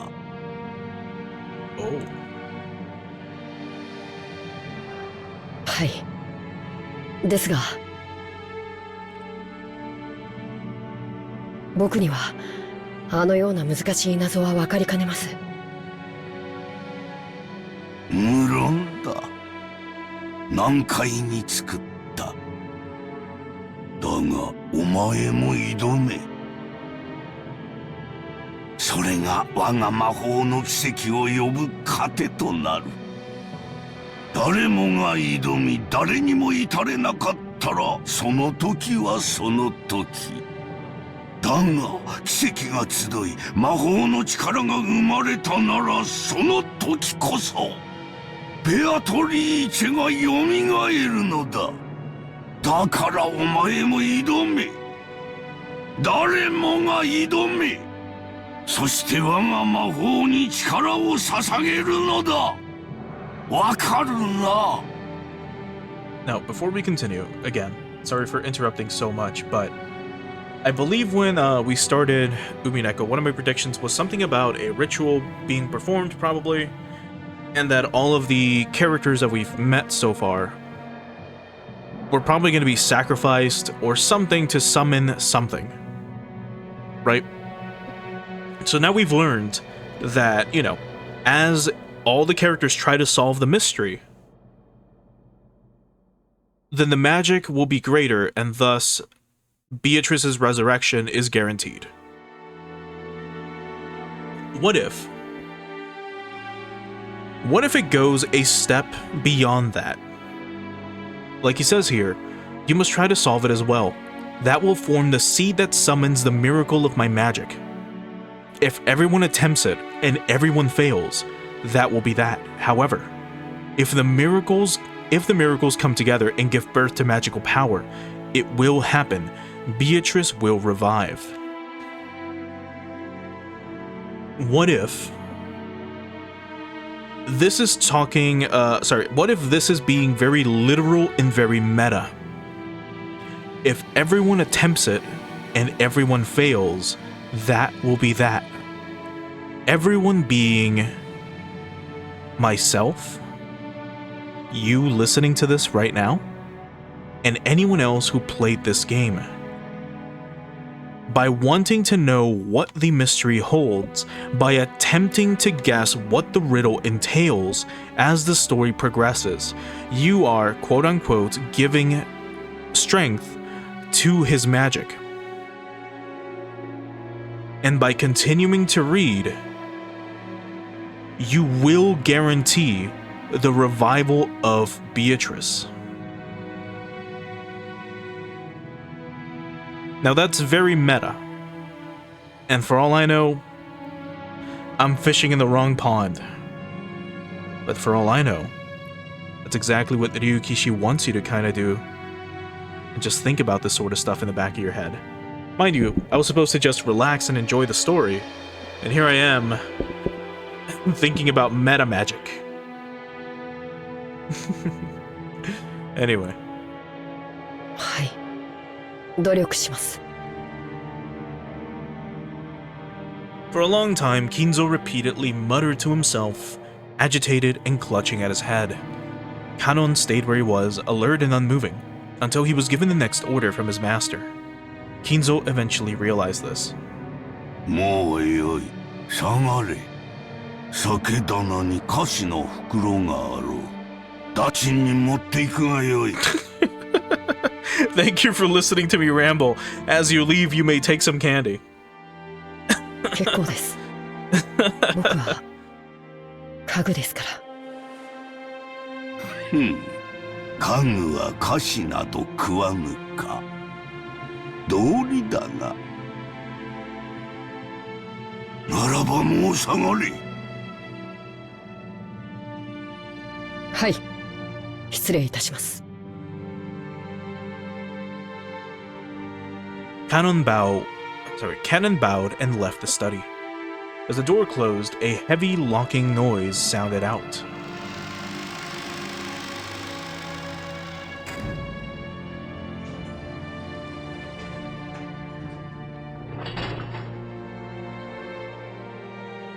But it was not the sound of Kanon locking the door. It was the door locking automatically. No one could enter without Kinzo's permission, and once they left, they could not enter again. It was a mechanism that Kinzo, unable to trust his blood relatives, had created to seal himself up in his own study and isolate himself from the outside world. He was already unable to trust anyone excepting not the children who shared his blood, but those servants who called themselves furniture.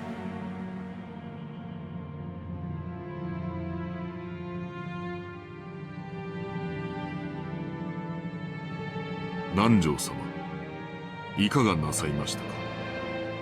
ああ、源氏さん。いや、何、居場所がなくなりましてな。With a bitter laugh, Nanjo turned to face the door to the parlor. That look was apparently enough to tell Genji that what Nanjo wanted to say. For the most part, Genji also understood the family situation. It must have made him want to frown, knowing that right now, in the lounge, the master he served was being discussed so disrespectfully. But it would have been very difficult to gather that from his indifferent expression. しかし、私には分かりませんな。どうして金蔵さんはこんな挑発的なものを書かれたのでしょう。Nanjo looked at the portrait of Beatrice. No, he actually directed his gaze beneath the portrait at the plate with the epitaph. 私には親方様のお考えは分かりかねます。深いお考えがあってのこととお察しします。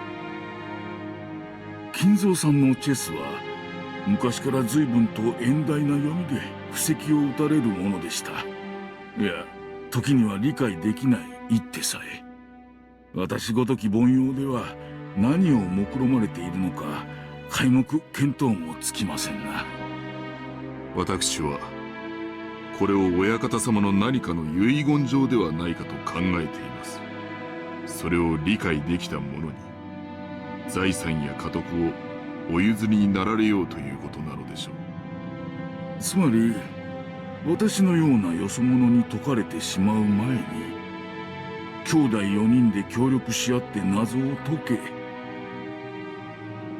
金蔵さんは息子さんたちのことを口悪く罵ってはいますが、なんとか兄弟が仲を取り戻してほしいと願われているのかもしれません。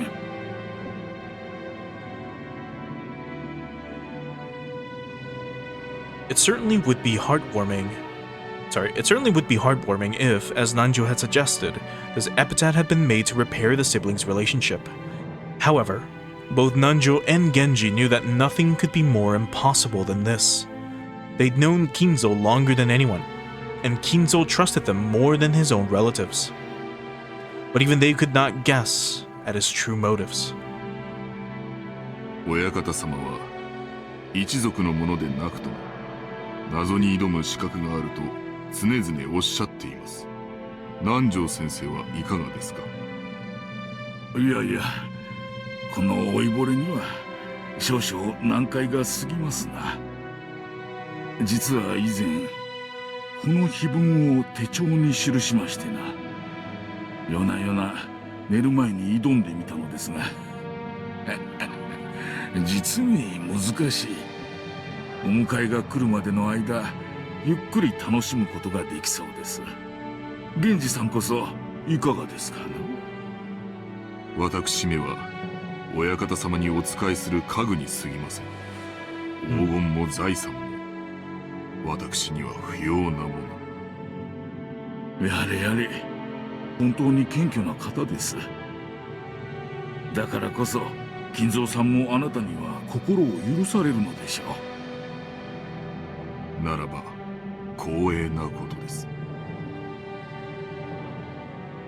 As Nanjo lightly laughed in response, he once again looked at the epitaph.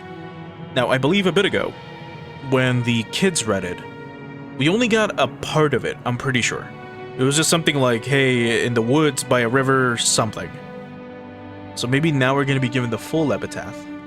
懐かしき故郷を貫く鮎の川、黄金鏡を目指す者よ、これを下りて鍵を探せ。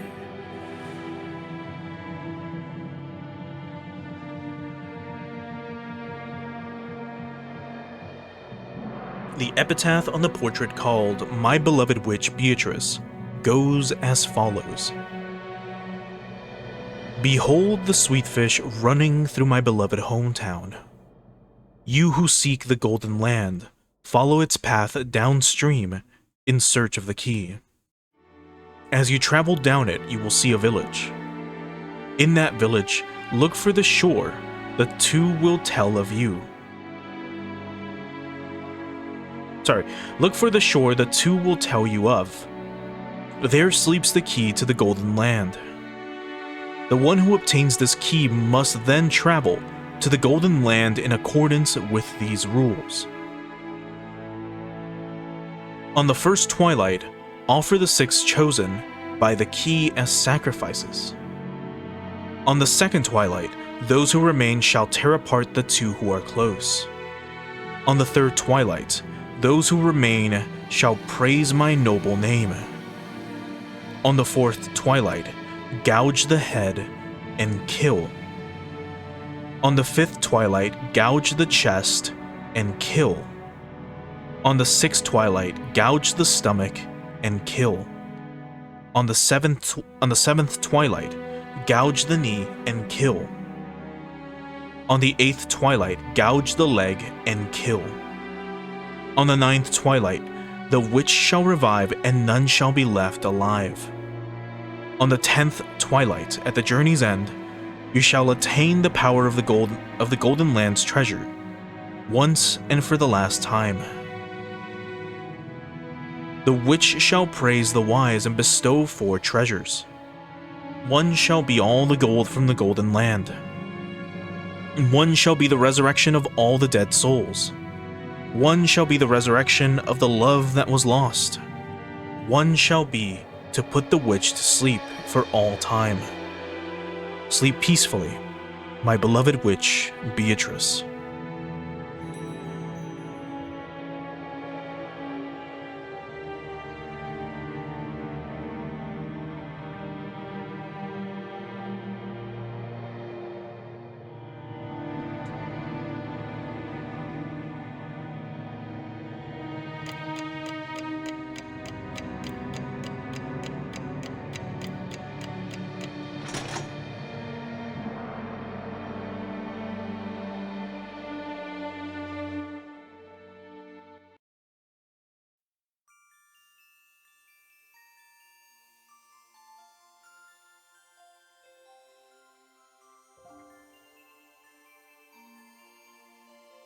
第10の晩に旅は終わり、黄金鏡に至るだろう。しかしマリアは豆だな。ちゃんとメモしてるとは偉いぜ。おい、マリアは忘れっぽいからちゃんと書く。ママに言われたからちゃんと書く。There was a notebook inside the handbag Maria was always carrying around, and Beatrice's epitaph was copied onto it. Thanks to that, we were all able to challenge the puzzle of the epitaph while walking down this beach. Jessica and the rest had already tried to solve it several times, and had already gotten bored with it. However, since this was a first for me, I was so excited that I couldn't stop. It really tickled my sense of adventure. まず1行目。懐かしき故郷を貫く鮎の川か。じいさまの故郷ってどこだっけ？戦前の後宮家は小田原のあたりに屋敷を構えてたって聞いたぜ。で、となりゃ小田原に流れてる鮎の泳ぐ川に関心がいくわけだろ？まずはその川が起点になるからな。んで、黄金鏡を目指す者はそいつを下って鍵を探せとあるわけだ。小田原にある川ってなんだ？鮎が泳ぐ川だぜ。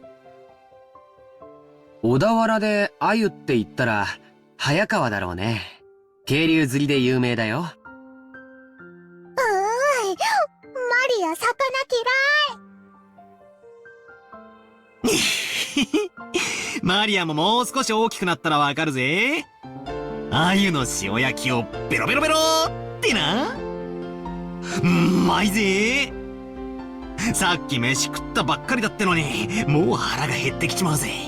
Mind you, they just had lunch.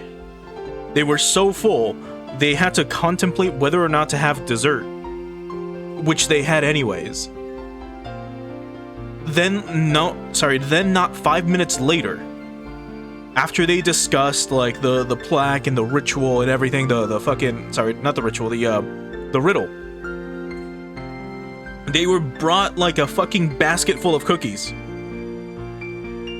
And he's still hungry. Battler's fucking stomach is an endless void. Anyway. ビスケットでもお持ちしましょうか？悪い悪い。そんなつもりで言ったんじゃないぜ。気にすんな。Shannon was faithfully keeping us company, since she didn't have any afternoon chores for a while. I would have thought that since she's a servant, accompanying us would force her to take care of us and tire her out, but that didn't seem to be the case for her. On the contrary, she seemed to enjoy joining in on a conversation with people close to her age. When I asked, I heard that she was the sort of worker whose room and board were supplied by her employer. So normally, the only person close to her in age was Jessica. Yeah, I can imagine how that would be pretty dull. さて、小田原で鮎の川って言えば早川だってことは分かった。となりゃ下るしかねえよな。早川を下ると何があるんだろうな。下流に出て海に出ると思います。そうさ、河口部に出る。そして碑文の3行目には川を下ればやがて里ありとあるな。ちなみにそういう河口部は大抵大昔から輸送の要衝になってて大きな都市があるもんさ。ここが次のチェックポイントだな。なかなかいい筋だね。バトラ君の想像通り、そこは大昔にとても栄えたことだよ。Right. One thing I was going to mention was this specifically. I don't know if you know this, but Japan has very, very accurate maps. Like, the entire country was mapped out very accurately ages ago. And there are some very old maps that exist before the wars, where you would have villages or shrines or, places of importance marked upon the map.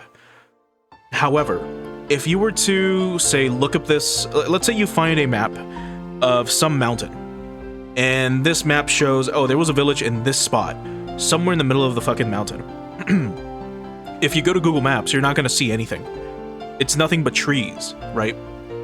But the thing is, in that area, if you maybe visit it, there's a good chance you will find the ruins of it. So a lot of old maps will be still accurate to some degree. You might find shrines, you might find abandoned villages, you might find abandoned buildings that are just ancient and are in disrepair.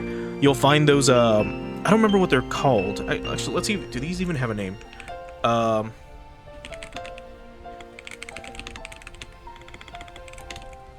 One sec.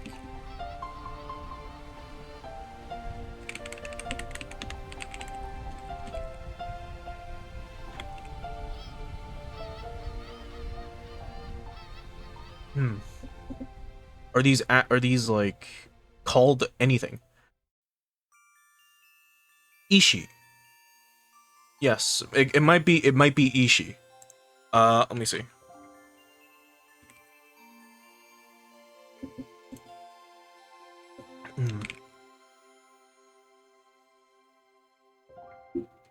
It is not Ishi. Anyway, sometimes old temples, for example, would have these like stone pillars next to them, and they would have something written on it. What, I don't remember, because it's been fucking ages. But anyway, what he's saying right now is pretty good. It could have been that there was an old city. If you checked, let's say, the map for Grandpa's home village from like 100 years ago, right? It maybe didn't exist after the war. Maybe his hometown doesn't even exist anymore, and now it's just literally a mountain. Because you have to remember, this is set in 1980. So if you go back, just if Grandpa is 80 years old, let's say, or even if he's 60, you would go back to the 1920s, and his hometown would probably still be there before the war. But the moment the war came around, a lot of cities got obliterated. But anyway, that's just something to keep in mind. 小田原城があるところだね。修学旅行で小田原城に行った気がします。素敵なお城でしたよ。I will say, my Japanese geography is horrible. I only remember like very few places like in Japan. So right now when they mentioned the city, for example, I was not gonna guess that Odawara Castle was there. Even though what was it? I believe they mentioned Odawara, right? Yeah. Because this is shit that I just like don't think about. ああ、私も小田原城だったぜ。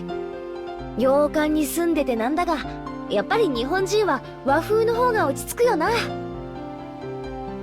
おお、マリアお城退屈。遊園地がいい。ほう。 And of course, Maria, she fucking hates castles. Theme parks are better. That's actually really fucking funny. そうかそうか。よしよし。黄金を見つけたら、このバトラ様が気前よく遊園地を一日借り切って遊ばせてやるぜ。しかし小田原城とはな。小田原城の隠し黄金。お？こりゃなんだかいかにもって感じだよな。まあ、2年前の私たちもそこまでは行き着いたぜ。小田原で鮎の泳ぐ川を下った里。そこが多分小田原城あたりだろうってところまでは私たちも行き着いたさ。問題は次の行だろ。さて、バトラの鎮推理はどこまでいけるか見ものだぜ。Jessica grinned broadly. She seemed to be implying that she would have solved the puzzle long ago if it was that easy. Damn it. I'll definitely find it and keep it all for myself. 4行目。その里にて、二人が口にし、岸を探れ。二人ってのが何のことかわからねえが、とにかく岸だな。で、岸ってなんだよ。Right, this has also confused me a little bit. It's the only part, just like them, that I didn't understand. So in that village, look for the shore, the two will tell of you. So that's like one very important thing to remember. One also, but before I forget, and before we continue too long, or further into this, they're solving this riddle, or attempting to, based on the assumption that they're talking about Grandpa's home village, where the sweet fish run through into whatever. For all we know, this is Beatrice's hometown. For all we know, this isn't even in Japan. For all we know, it's some ancient fucking castle in Europe. Some ancient, like, city from 300 years ago or something in, like, the middle of buttfuck nowhere, Romania. Right?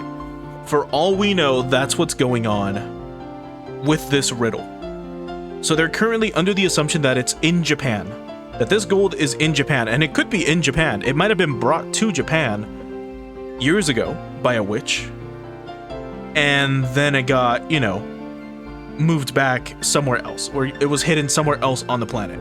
But again, assuming the hint requires you to go to Japan or be in Japan, then they're on the right track. But this is Ryukishi we're talking about. For all we know, this fucking gold could be on the moon. And you could only do this, you can only summon this witch on a holy night or something stupid. Anyway, also, hey Billy, thanks for stopping by.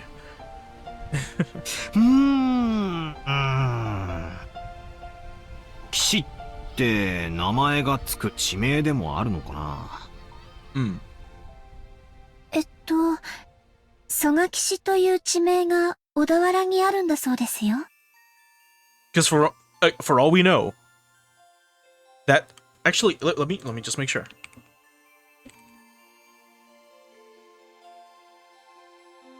Are they? Okay, never mind. It would have been really fucking funny if the fish found in that area were red herring, and this was all just one giant red herring because Ryukishi loves to do that. But no, apparently red herring is very salty. おお、詳しいな。ってことはなんだよ。シャノンちゃんも黄金を狙って謎解きに挑戦してるんだな。となりゃ、俺たちはライバルだぜ。別に黄金なんて興味は。ただ以前にジョージ様から教えてもらっただけで。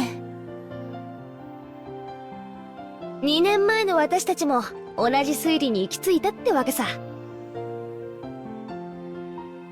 わざわざ地図を広げて調べたんだぜ。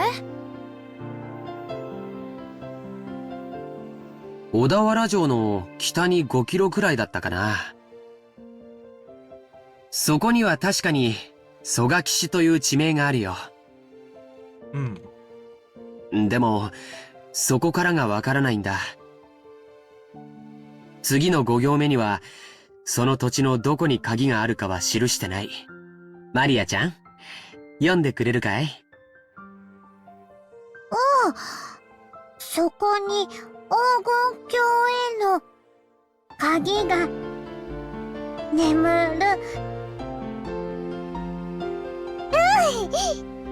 読めた。蘇我騎士ったって広いだろうし、かつてそこに後宮家の家があったわけでもない。その広大な土地のどこかに鍵が隠されててノーヒントってんじゃ、こいつはお手上げってわけだぜ。確かにな。鍵が手に入らないことにはその先の行に進めないぜ。ジョージ兄貴、蘇我騎士ってのはどんなとこなんだ？さあね。行ったことはないからわからないけど、地図によると山の中みたいだよ。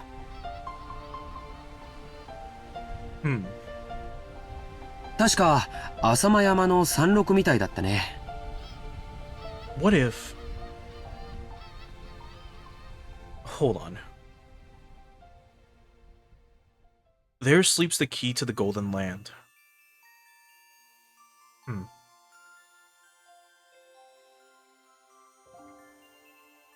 What if... metaphorically... gold here isn't a thing. A tangible thing. What if gold is... something like time? Or an era? There sleeps the key to the Golden Land. Like, in this So you go to the hometown, you follow the river, you reach where the shore and something meets, and there sleeps the key to the Golden Land. So, like something in the village, or in the city, or in the town, could be a quote-unquote key to the past. For all we know, it could be a picture, right? Let's say you visit Grandpa's hometown, you follow this fucking river, you find wherever he used to live, and inside is a picture, or a painting, or some probably not a painting. If this was when he was a kid, he was probably poor. You'll probably find a picture if he somehow managed to have the money to have a picture. And that that picture tells of like the quote unquote Golden Land. It's a picture of the Golden Land. That being something of utmost importance to someone else, in this case, or to someone, in this case, Grandpa. And it could just be, is this gonna be a fucking picture of Beatrice? Is this where it all just keeps going? Fuck. Can you imagine that's the fucking bit? It's just that.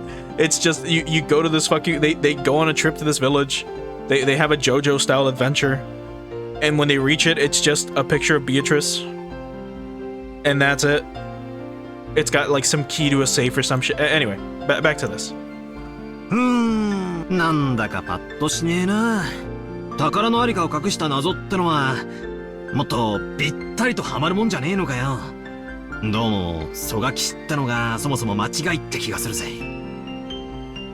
私は蘇我氏を疑ってるぜ。私たちが知らないだけで、例えば、じいさまの子供時代を過ごした家とかがあるかもしれないだろ。うん。一行目に、懐かしき故郷をって行があるくらいだもんな。シャノンは、じいさまによく酒とか継がされてたろ？昔話とか聞かされたことないのか？親方様は昔の話はほとんどされません。ただ、後ろ宮家が滅びかけた関東大震災について、非常に人事のように話されることがありましたので、関東地方よりずっと遠方にお住まいだったかもしれません。And then we're gonna find out that the Kanto earthquake wasn't actually an earthquake.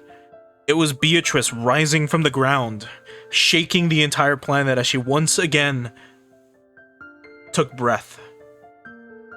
後宮本家は小田原に住んでたかもしれないけど、分家はその限りじゃなかったろうね。おじい様はよく自分のことを、分家も分家、後継ぎに最も縁遠かった、と言われるくらいだからね。ってことはつまり、懐かしき故郷ってのが、すでに小田原じゃない可能性もあるってことだな。Correct. じいさまの故郷なんて聞いたこともないぜ。聞いても素直に教えちゃくれねえだろうしよ。懐かしき故郷というのが、後宮家のルーツを指さないのであれば、小田原説は初めから間違ってることになっちゃうね。Exactly. もちろん、蘇我氏の疑いが晴れたわけじゃないけれども、例えば、幼少の頃を小田原で過ごし、その後、遠方へ引っ越した可能性もあるだろうし。おー。Wait, hold on. Misread that. Right, yeah. So the hometown could be literally Odawara, or it could be somewhere else. Wherever Grandpa considered home to be would be the hometown, assuming we are talking about this family, the Ushiomiya family. さっきから何の話かわかんない。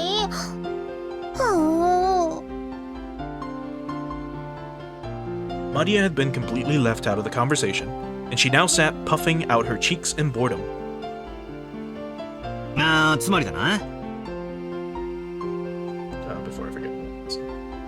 There we黄go. 金すごろくの最初のスタート地点が決まらないことには、何も始まらないってことだぜ。いや待てよ。最初の5行で見つかるのは鍵だろ。鍵なんてなくても、扉はぶち壊して入ることだってできるはずだぜ。Okay. とりあえず最初の5行をすっ飛ばして、その先の推理に入ってもいいんじゃねえか？おお、その発想はなかったぜ。まあいいや、どうせ暇つぶしなんだ。続きを聞かせろよ、バトラの推理。でも、その先からは急に物騒になるんですよね。See how the music stopped? And now we just have the sounds of seagulls in the background. Shannon frowned slightly. After looking back at Maria's notebook to recall what was written there. Yeah, I was forced to agree. Oh, never mind, the music started back up. It was fading out. I thought it was doing that thing where it transitions. 第1の番に、鍵の選び師6人を生贄に捧げよう。か、いきなり物騒になるな。第2の番には、寄り添う2人を引き裂けときたもんだ。恋仲を破談させるのか。文字通り、引き裂くという意味なのか。わかりかねるけど、どっちにせよ気持ちの悪い話だぜ。その第2の番の解釈を別にしても、第1の番に6人、第4の番から第8の番までで5人、少なく見積もっても11人が生贄にされなきゃならない。I know I did the math last time, but I've already forgotten. So real quick. 4, 7, 10, and then... sorry. 14, 18. There's 18 of them. So 11 must go. ベアトリーチェが蘇るための生贄。なるほど。魔女復活のための生贄か。そういう解釈にもなるな。その結果、第9の番に魔女が蘇って。Actually, before I forget as well, hold on. What the fuck was this chapter called again?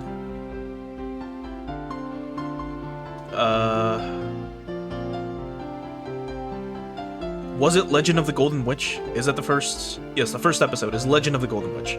Never mind, I thought it was gonna be like Rondo or something. Because normally the title could give you a hint. But anyway, this is just as we learn about Beatrice. 極めつけだな。第9の晩に魔女は蘇り、誰も生き残れはしない。結局はみんな死んでしまいます。それでようやく次の第10の番にゴールってことになってんな。Right, that's what I was thinking. Because I think I saw a Rondo of the Witch at some point. Which, I mean, we know a rondo is a musical composition. Specifically, what kind? I don't remember. I took fucking music appreciation ages ago.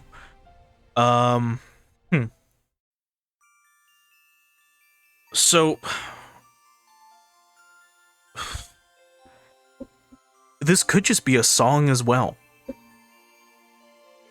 What we're trying to... like, these are probably lyrics to a song.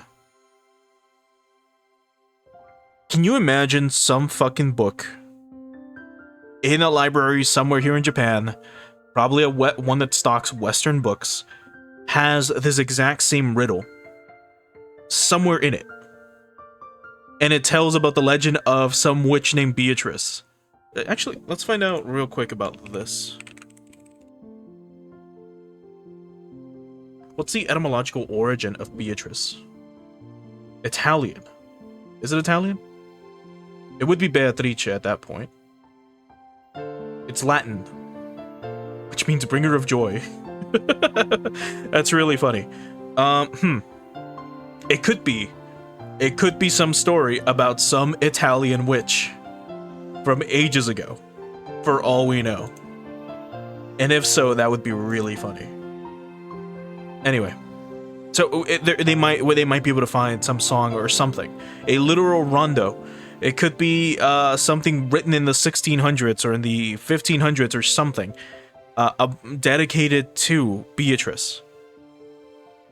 I really want to look up like songs dedicated to women like Beatrice, but that might actually lead me, if I'm right about this, it might lead me to a fictional song written by some fictional author in this world dedicated to Beatrice. So I'm not gonna do that, but that's like where my mind is going right now. みんな死んじまうのに黄金鏡へ至るだろうって言われても困ったもんだぜ。 Right, the one from Dante's Divine Comedy is one of them. Like you could have that could be it could be a reference to that as well, for all we fucking know. But the Divine Comedy is just fan fiction, assuming it's real in this universe, in this shard. 鍵を手に旅に出た当人も生き残れないに含めるのかどうかは解釈の分かれるところだね。しかしよ、最後のところには面白いことが書いてあるぜ。ゴールした後、魔女からもらえる4つの宝の行だよ。1つは全ての黄金。問題は次だ。全ての死者の魂を蘇らせるとあるぜ。みんな死んじまったっていうのとかけてるような気がしねえか。That's what I was assuming as well. For all we know, it means literally everyone.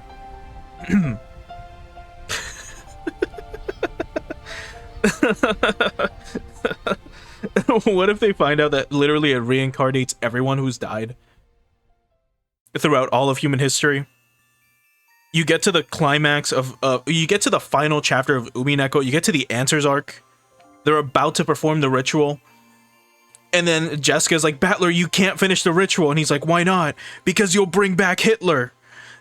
And he's like, fuck, we can't do this.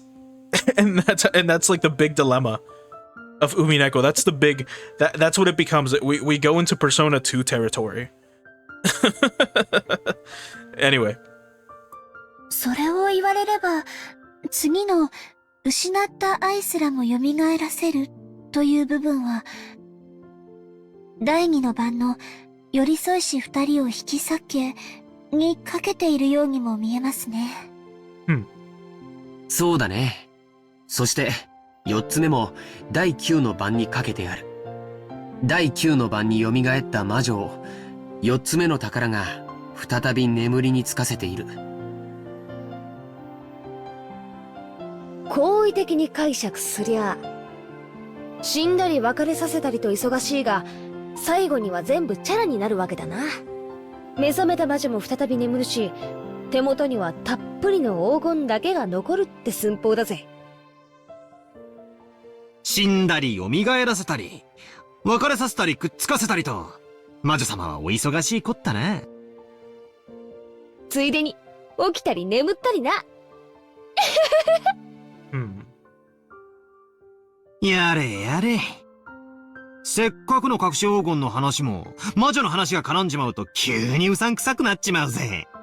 Yeah. 違いないな。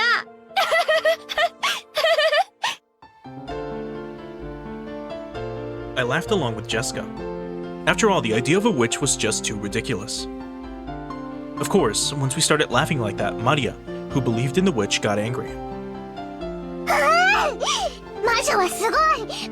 魔法で何でもできる。殺すことも、生き返らせることも、愛を与えることも、奪うことも。空も飛べるし、姿を透明にできるし、黄金もパンも生み出せる。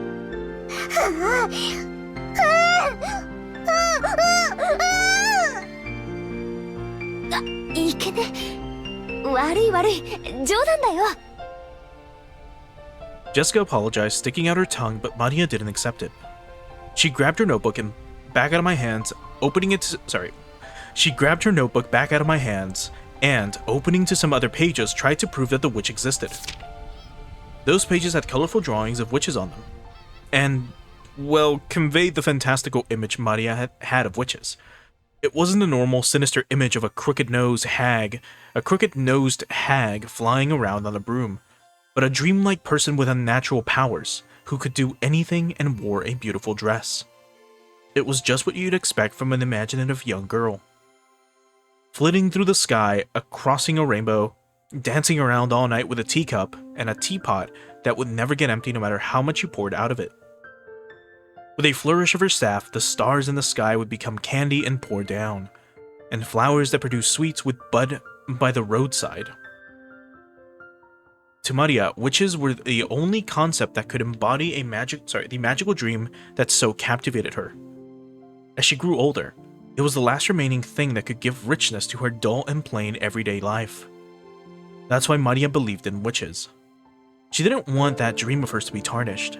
That's why she didn't want anyone to tarnish the epitaph, which affirmed the existence of witches. Because the witch named Beatrice is Maria's dream.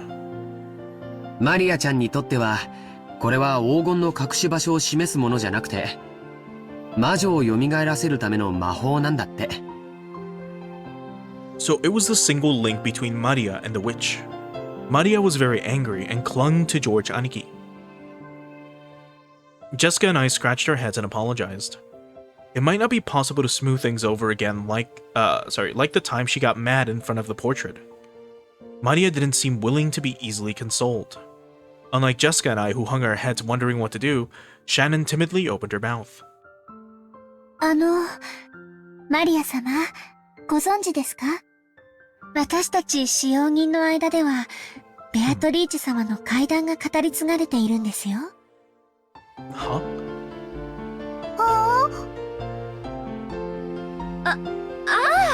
そうだったっけ？シャドン、聞かせてやれよ。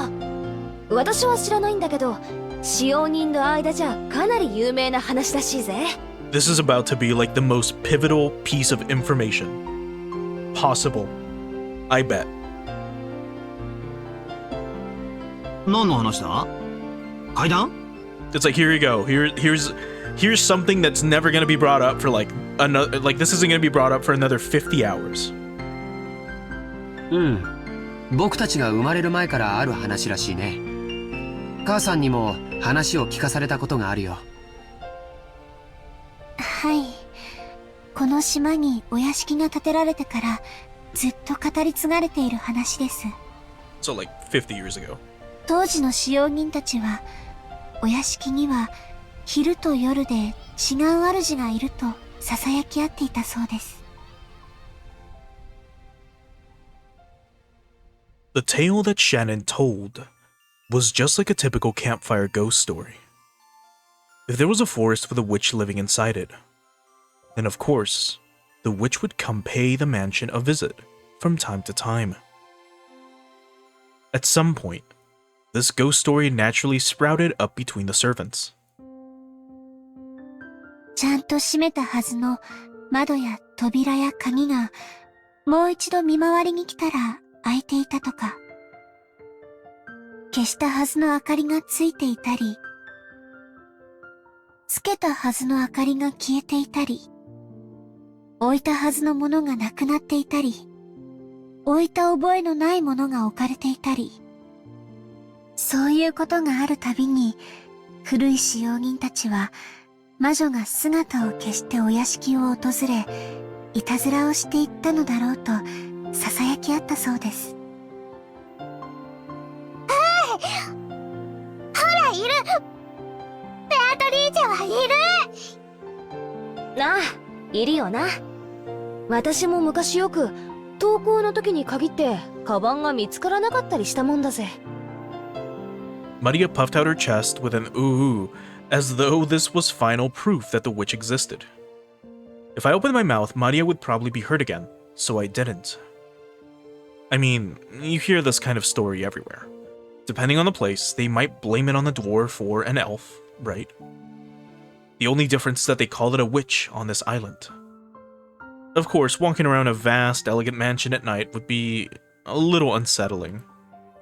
It's an island devoid of people. Since the mansion is so drafty, walking around on the night of a thunderstorm would certainly be eerie. 他にも、鬼火や輝く蝶々が舞っているのを見たという使用人も、カノン君もそれらしいものを以前夜の見回りの時に見たことがあると言ってました。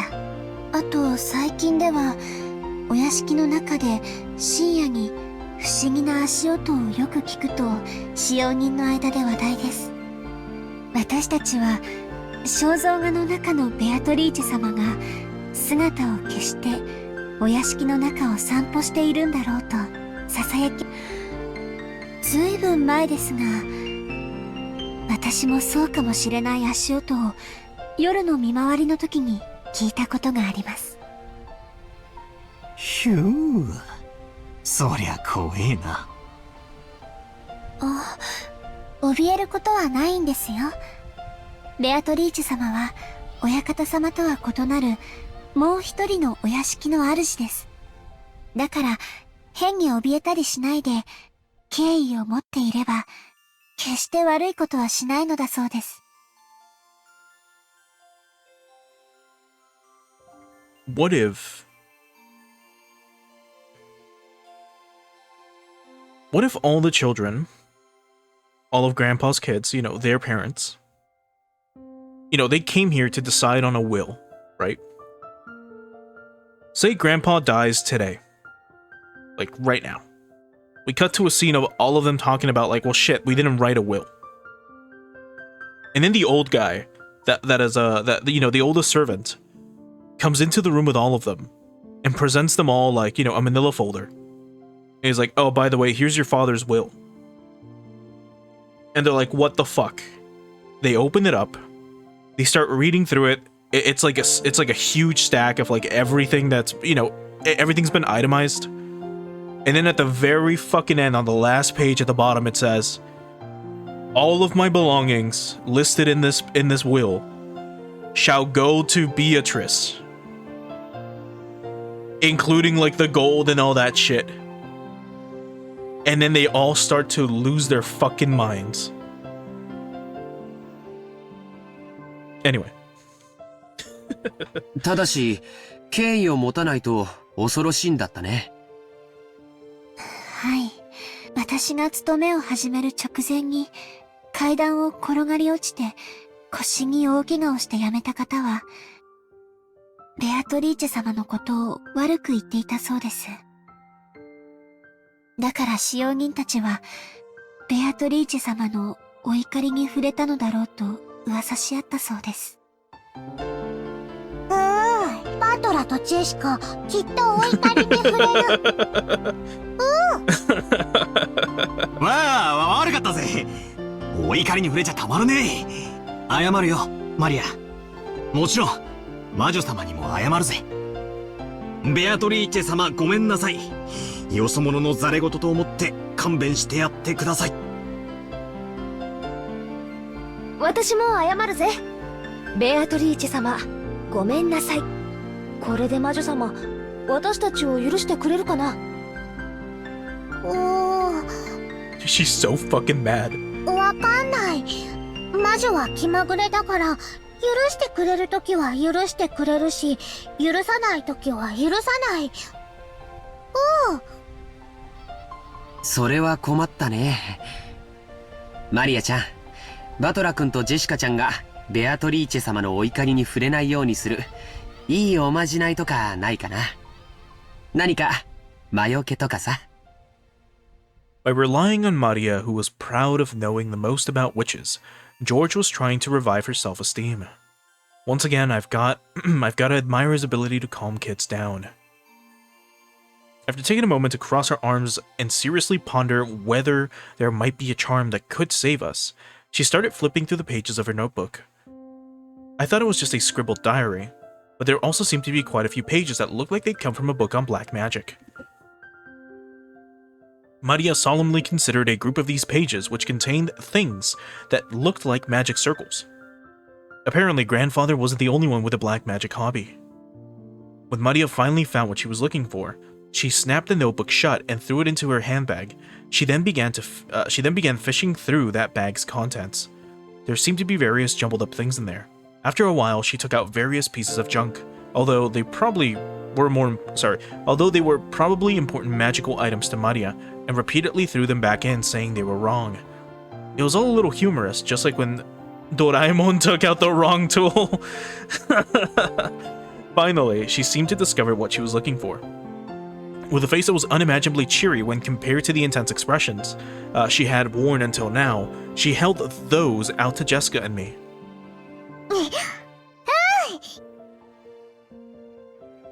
I grabbed it and saw that it was a very cheap-looking charm. It looked like a bracelet made from a plastic rosary, with a scorpion-themed medal attached. Haven't you seen those cheap Zodiac-themed accessories? The kind you might win in a crane game at an arcade? It really looked like something. It really looked like something like that. What a fucking sentence. There were 2 of them. Probably one for me and Jessica. However, the very fact that there were 2 of them made me feel even more like cheap manufactured goods, making it pretty hard to think of them as magical items. これを私とバトラに？このお守りならベアトリーチェも大丈夫。サソリは魔除けの力があるから。そうなのか？ Do they? サソリにそんな力がねバトラが信じない。I'd said too much and angered Maria again. Maria took out her notebook again, pointing out various pages. She went on and on about how the scorpion had such incredible holy power that had been used in magic-repelling magical circles since ancient times. 他の使用人の子から聞いたことがあります。サソリって魔術では魔除けのシンボルとして描かれることもあるんだとか。へえ、そうなのか。サソリは悪い魔法や災厄から守ってくれる。そしてエメラルドは心に平和をもたらしてくれる。だから二重で効果がある。ほんとだ。サソリがエメラルドを抱いて守ってるね。なるほど。これはご利益がありそうだよ。I really wanted to make fun of those worthless-looking charms. But as I watched Maria explaining with all her heart and realized that she'd found them for our sakes, I started to feel like it might actually work, even if it was just a prize from some game center. The material quality of the charm didn't matter. What mattered was the strength of her feelings. Even I don't think of myself as the sort of loser who'd laugh at something like that. そっか。 Can you imagine? ありがとな。Ryukishi added that line specifically for all the people that were mocking Maria while reading the story up until this point. ベアトリーチェ様には謝ったけどよ。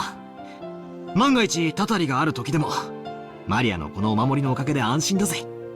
な、ジェシカ。ああ、そうだぜ。ありがとうな、マリア。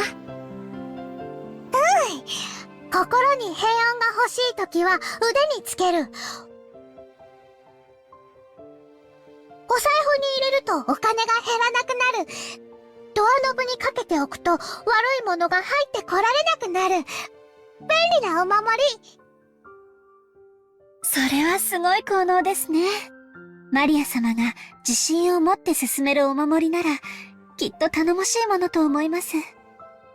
Shannon clapped her hands together and Maria stuck out her chest. She was totally in a good mood again. It's probably best if we let her lead the conversation a little bit longer, if it'll keep her in such a good mood. Come to think of it, she looked a bit bored when we were getting excited about the hidden gold, probably because she couldn't keep up. While eating the cookies Kumasawa had baked, Jessica and I asked Maria this and that about black magic.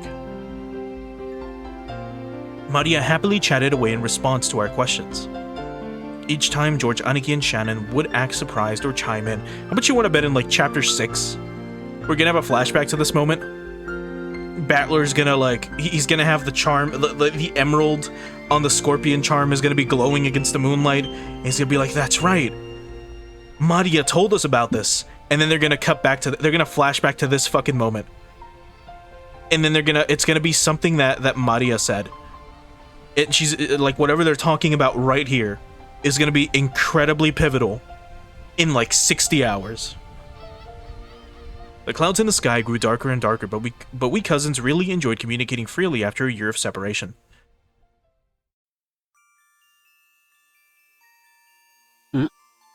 今、額にポタって来なかったかい？どうだろうな。As George Aniki rubbed his forehead, he looked up to the sky. Considering the color of the sky and the dampness of the air, it wouldn't have been odd for a raindrop to hit him. Well, you're also by the beach, but the wind also seemed to have grown a bit stronger. マリアポタッと来ない。マリアだけ来ない。安心しろ。俺にも来ねえぜ。それに今夜になれば、誰にも等しく大雨が降るだろうよ。そうだね。そろそろ引き上げた方がいいかな。Shannon looked down at her watch. It was probably well into the evening by now. もう仕事に戻る時間かよ。はい。皆様と一緒で楽しい時間を過ごさせていただきました。ありがとうございました。熊沢さんにクッキーをごちそうさまって伝えてね。さあみんな、片付けを手伝おう。Shannon declined our help, saying that this was a servant's job. Picking up a dropped fork before the waitress But picking up a dropped fork before the waitress has to is like my purpose in life. What kind of a fucking sentence is this? Sorry, the translation for this has been a little weird every now and again, at least with the wording. But anyway. We folded up the blankets, gathered up the trash, and helped clean everything up.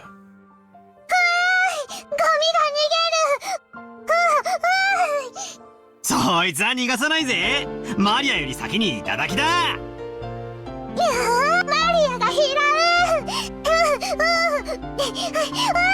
マリア、靴を濡らすなよ。怒られるぜ。To Maria, chasing after some trash sent flying by the powerful winds was just another game.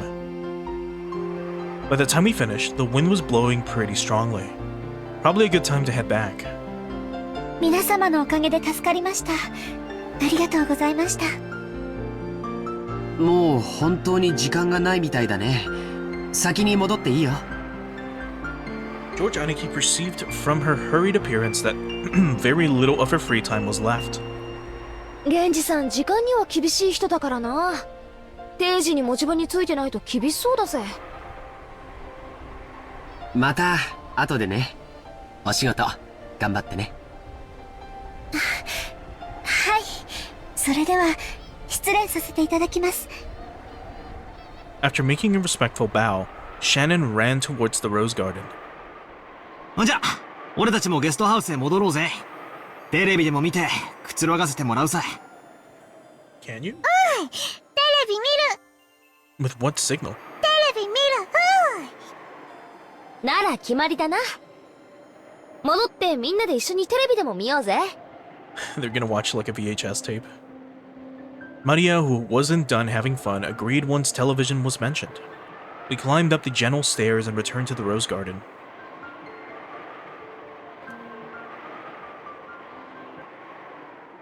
The wind had grown very strong, and roses shook throughout the garden like ripples on the water. This might be our last chance to see those beautiful roses. I'll bet tonight's typhoon ruins them. バラ、今夜の風でやられちまうかもしれないな。そうだな。バラたちもラッキーだったと思うぜ。台風の前にバトラたちを歓迎できたんだからよ。花はいつか必ず散る。でも、だからこそ咲き誇る今をめでることができるんじゃないかな。そうだな。マリアもよく目に焼き付けとけ。今この瞬間が今年で一番のバラなんだぜ。Maria, etch this moment into your soul. 目に焼き付ける。 Right then, Maria suddenly clapped her hands. It looked like she'd remembered something. マリアのバラ、台風で飛ばされちゃう。ああ、ジョージの兄貴に目印のリボンをつけてもらった。あの元気のないバラか？ Maria apparently remembered where the rose was. She ran at full speed. The rest of us followed her.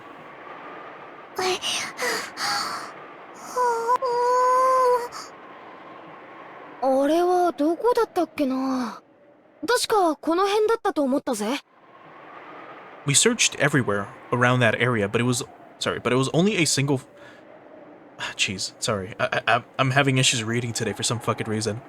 We searched everywhere around that area, but it was only a single flower among all of these roses after all. Even though we knew it was somewhere close by, we weren't able to find it. The winds making up the typhoon's front lines made roses throughout the garden undulate. It was almost like it was teasing us by making the location of Maria's rose impossible to find. ここじゃなかったかな。少し手分けをして探してみようか。そうだな。人海戦術で行こうぜ。なんだよ、マリア。As we made to split up and search, Maria tugged at my jacket with an unhappy face. You could tell that she didn't want us to leave that spot. なんだよ、どうした？ほう。マリアのバラはここなの。ここにあるの。でも現にないぜ。この花壇の裏側だったかもな。みんなで探せば早いぜ。ここなの。マリアのバラはここなの。探して。探して。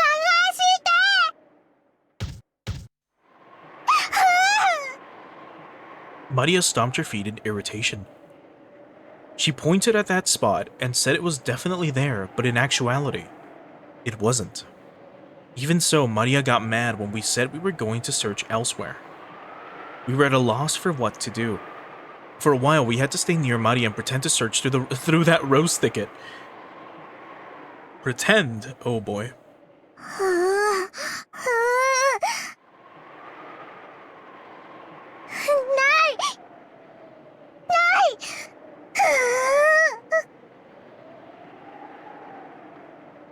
Maybe she's saying that it should be here, but isn't.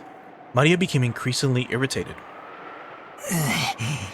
マリアがすっかり機嫌を損ねちまったぞ。マリアはたまにすごくどうでもいいことを気にし始めちゃうんだよ。それがどうにかなるときはいいんだけど。ないものは探せないしね。困ったな。What if Beatrice appeared in the rose garden, restored the flower to what it should have been before it was wilting, and then just took the ribbon? You know, she did something nice, and now Maria is like having a bitch fit because she can't find her rose. Or well, not a bitch fit. She's throwing a tantrum, is what I should say. She's 9 or whatever. Just when we were at a loss of what to do, Maria called out in a loud voice.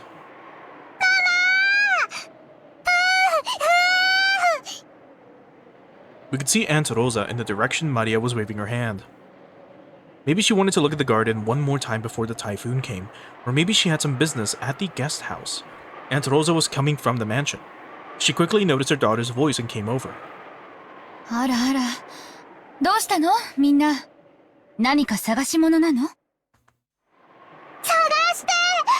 ママもマリアのバラを探して。マリアのバラって？この辺に元気のないバラを一つ見つけて、それに目印をつけたんです。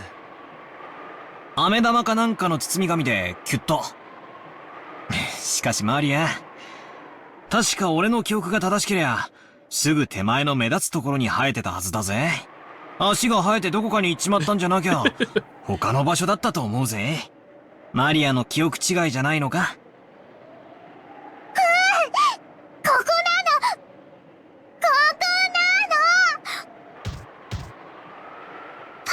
信じてくれない。そのうー言うのをやめなさいって何度言ったらわかるの？ママも探してあげるから静かにしなさい。Oh my god. I had never seen Aunt Rosa be anything other than kind and gentle, so her anger surprised me a bit. Can you imagine this exact scene is gonna come back and bite Battler in the fucking ass? Like 10 hours from now? We're gonna be at the point where Beatrice is gonna be revived, and then it's just gonna be Maria pointing a gun at Battler. And then she's just like, do I have a rose or not? And if he fucking answers incorrectly, he shoots her. She shoots him, like, in the fucking chest or something. Aunt Rosa began searching as well, so we went along with her for the time being, but we were already more than sure that it wasn't around here. So it didn't take long for Aunt Rosa to realize that too. ここにはそのバラはないわよ。他の場所の間違いじゃない。これだけたくさんのバラがあるんだから。違うの。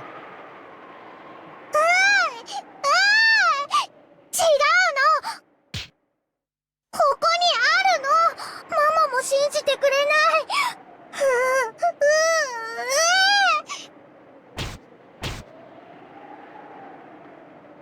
ちゃんと信じて探してるでしょ。でもないじゃない。でもここなの。ここにあるのにないの。じゃあ誰かが抜いちゃったんでしょ。とにかくその言うのやめなさい。マリアのバラ、抜いたの誰？抜いたの誰？返して、返して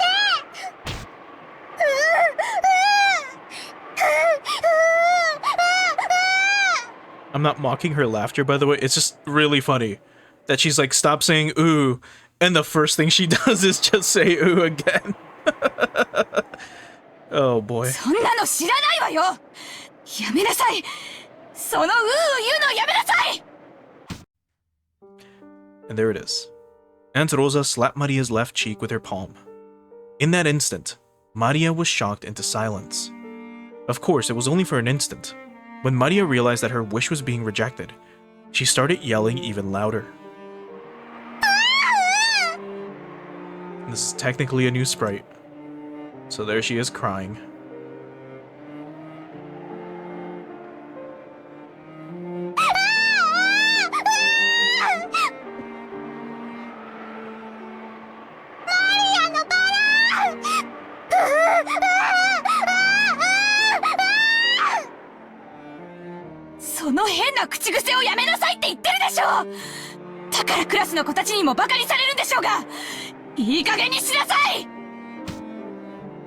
Once again, her palm slapped Maria's cheek. This time she didn't go silent. She choked as she started crying and began to bawl in an increasingly loud voice. Aunt Rosa was clearly irritated and lifted her hand once more to try and shut her daughter up. ローザおばさん。まあまあ、小さい子供のことですし、そんなマジになんなくても。I tried to cut in with a bitter smile, rubbing my hands together. But Aunt Rosa glared at me with a serious face, and I realized that I should have stayed out of this. ごめんね。バトラ君たちはちょっとお部屋に戻っててくれる？おばさんはマリアとちょっと話があるの。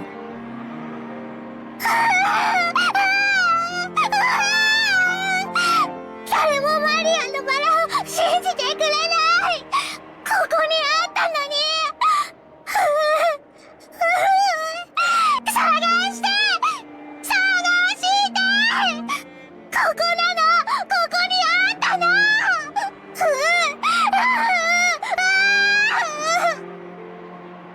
でもないじゃない。なら他の場所の勘違いでしょ。こ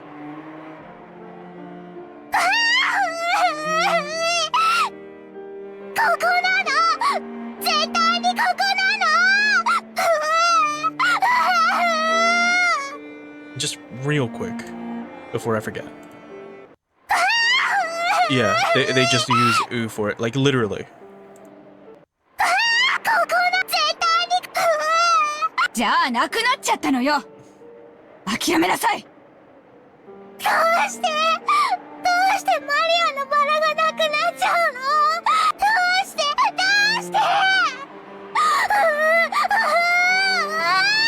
知らないわよ、そんなの。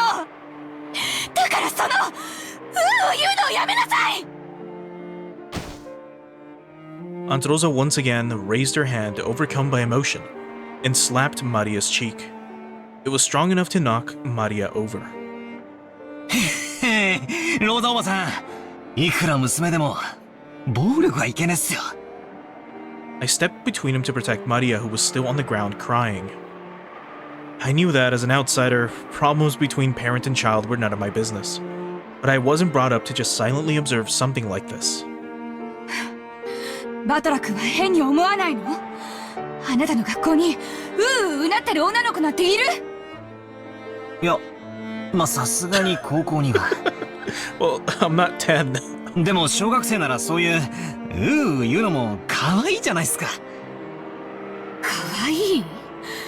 言うのが可愛い？可愛いって？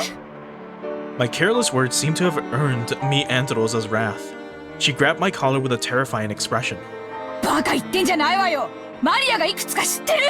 9 歳よ。 9, okay. 小学4年生なのよ。幼稚園児じゃないのよ。それなのにまだクラスでうう言ってるのよ。わかる？この子クラスでなんて言っていじめられてるか知ってるの？この変な口癖のせいで未だに友達の一人もいないのよ。無責任にマリアのこと可愛いとか言って現実から目をそらさないで。この子の将来のことをもっともっと真剣に考えて。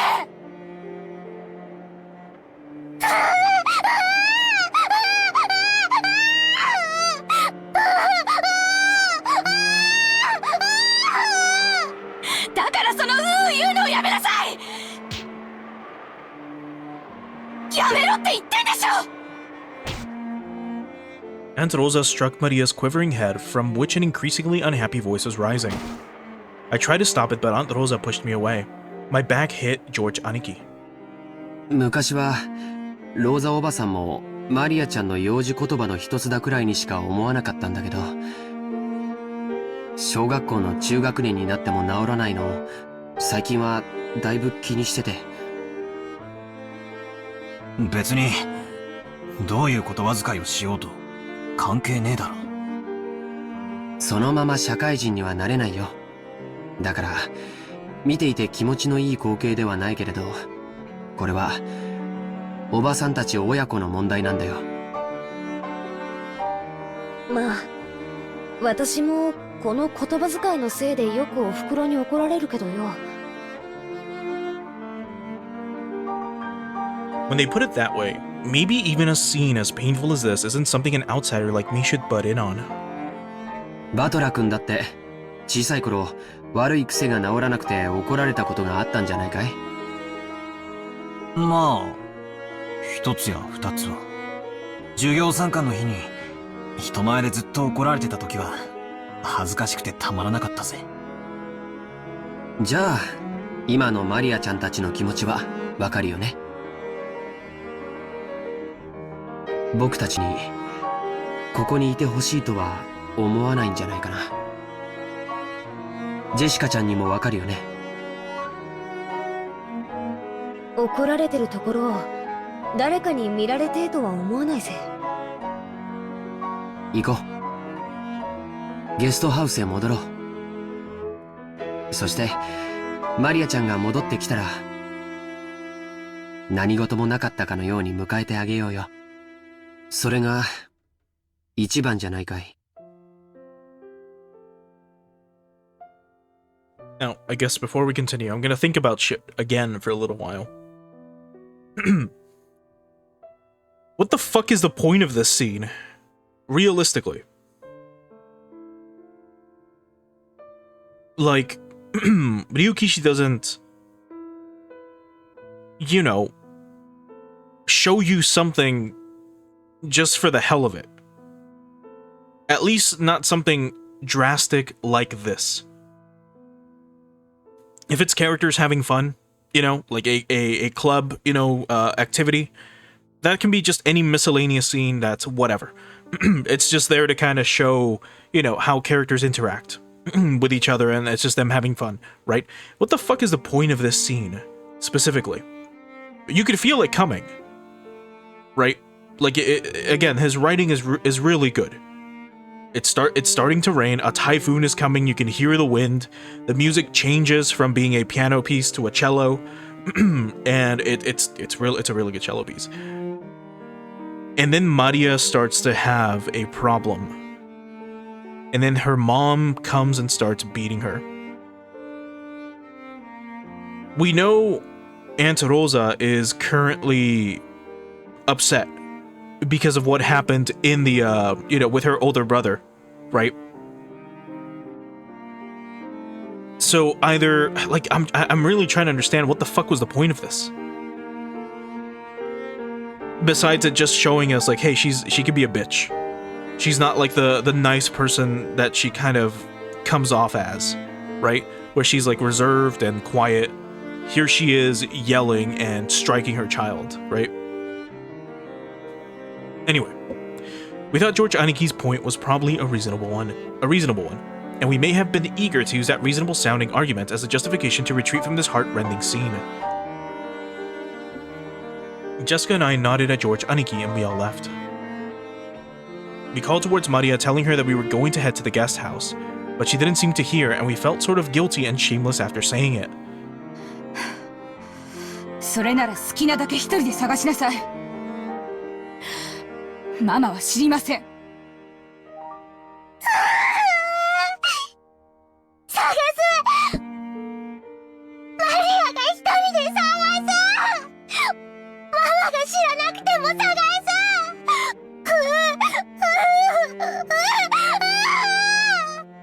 勝手にしなさい！ After blasting her with those last few words, Rosa spun on her heels and quickly returned to the mansion. Maria probably viewed that as a cold gesture meant to injure. But that wasn't Rosa's intention. It was because the hand with which she was so emotionally struck it was because the hand with which she had so emotionally struck Maria's cheek was still numb. It was because if she stayed there screaming, she might again be overtaken by her emotions and continue slapping her daughter's cheek over and over. After Rosa left, Maria was left alone with the rose garden. The wind began to blow stronger and stronger, and every once in a while a raindrop would fall on her forehead. However, Maria couldn't leave that place, not until she found that poor wilting rose. It had definitely been there. Even so, it wasn't. Even though she knew the place and even though it had been there, it wasn't. Maria bitterly stared at the place it was supposed to be and thought frantically. Anyway, maybe the angle I'm looking from is wrong. Maybe the height I'm looking from is wrong. While gazing at a single point, Maria repeatedly stood up, changed her position, and continued to stare.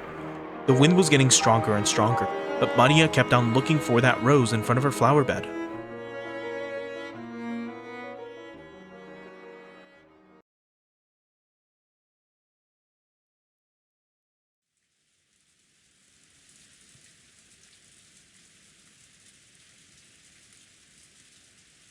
Kinzo noticed the sound of the raindrops beating on the window. It seemed to be pouring down thickly.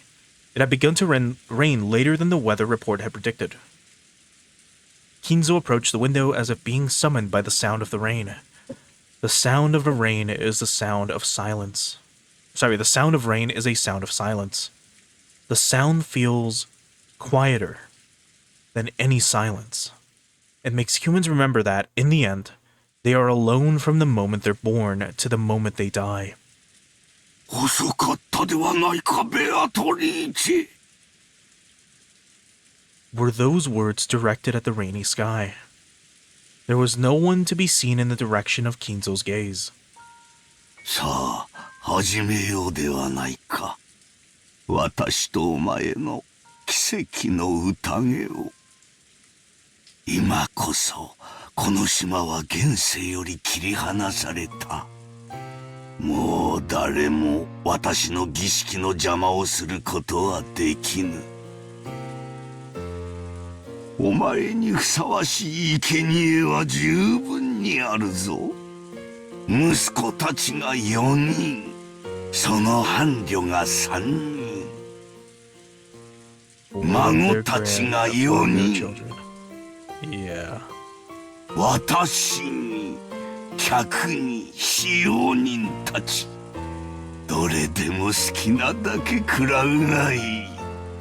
運命の鍵は悪魔のルーレットに従い生贄を選ぶであろう。そのルーレットが私を選ぶならば、私すらもお前の生贄となろう。だからこそなのだ。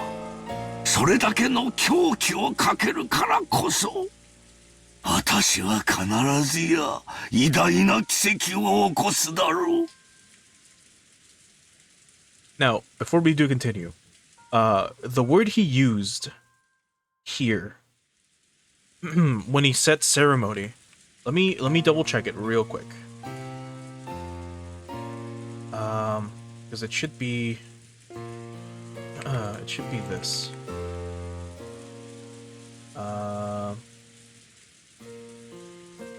Yes. Okay. So in Japanese you have the word gishiki, which can mean ceremony, but it's also used to mean rite or ritual, as in, you know, like a literal ritual. So I just want to double check here. It should be in the third sentence. さあ、私と今こそ、この島は現世より切り離された。Unless he says it after this. もう誰も私の儀式の邪魔をすることはできぬ。So it's there on the second line.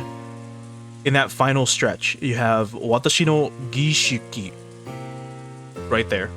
You have the yi kanji and the shi kanji right afterwards. Ishi. So yeah, we can see it as both ceremony and ritual. It's more than likely ritual in this case. さあ、始めようではないか。私と今もむさまはどれ運命そのルーだが、それだけの私は必ずやさあ好きなだけ食らうがいい。私はそのルーレットに打ち勝つだろう。さあ全てを落とすぞ。まずは後宮家の家督を返そう。受け取るがいい。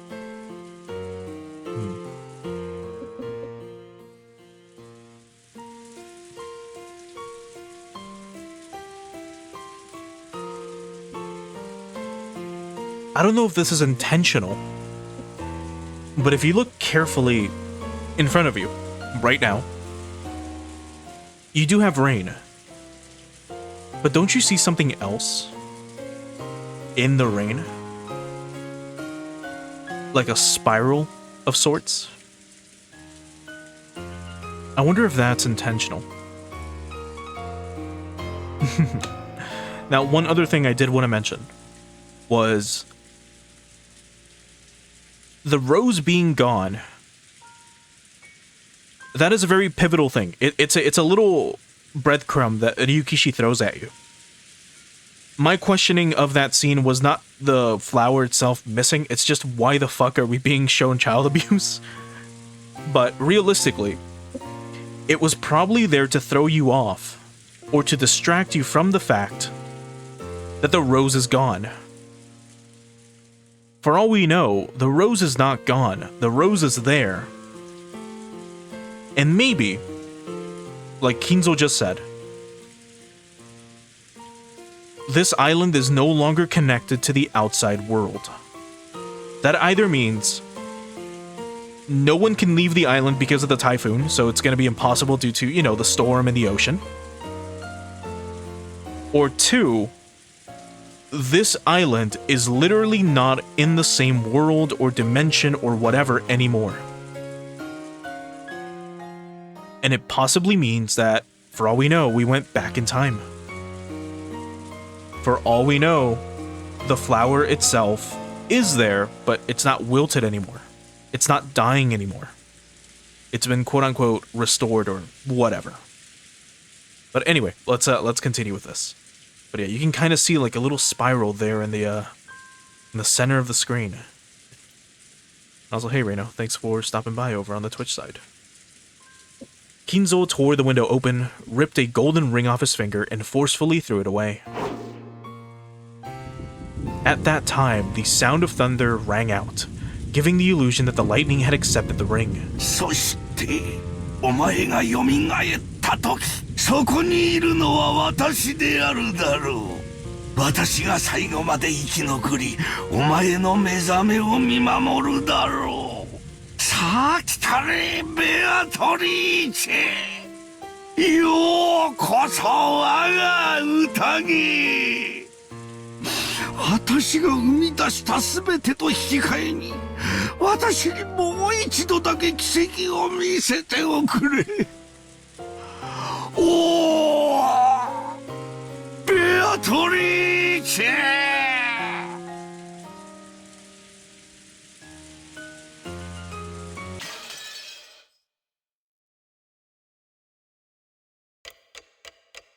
Yeah, there's the console subtitle. Rondo of the Witch and Reasoning. But okay, it's now 6 p.m.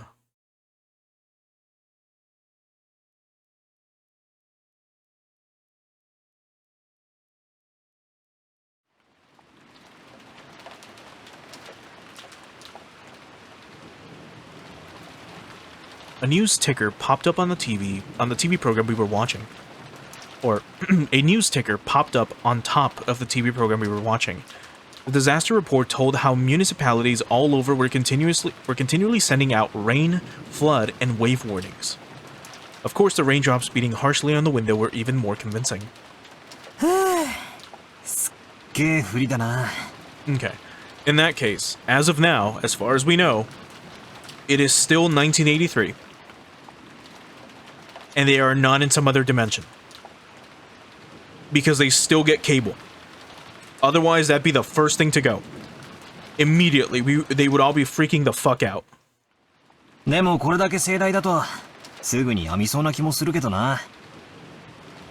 そりゃ雨ぜ。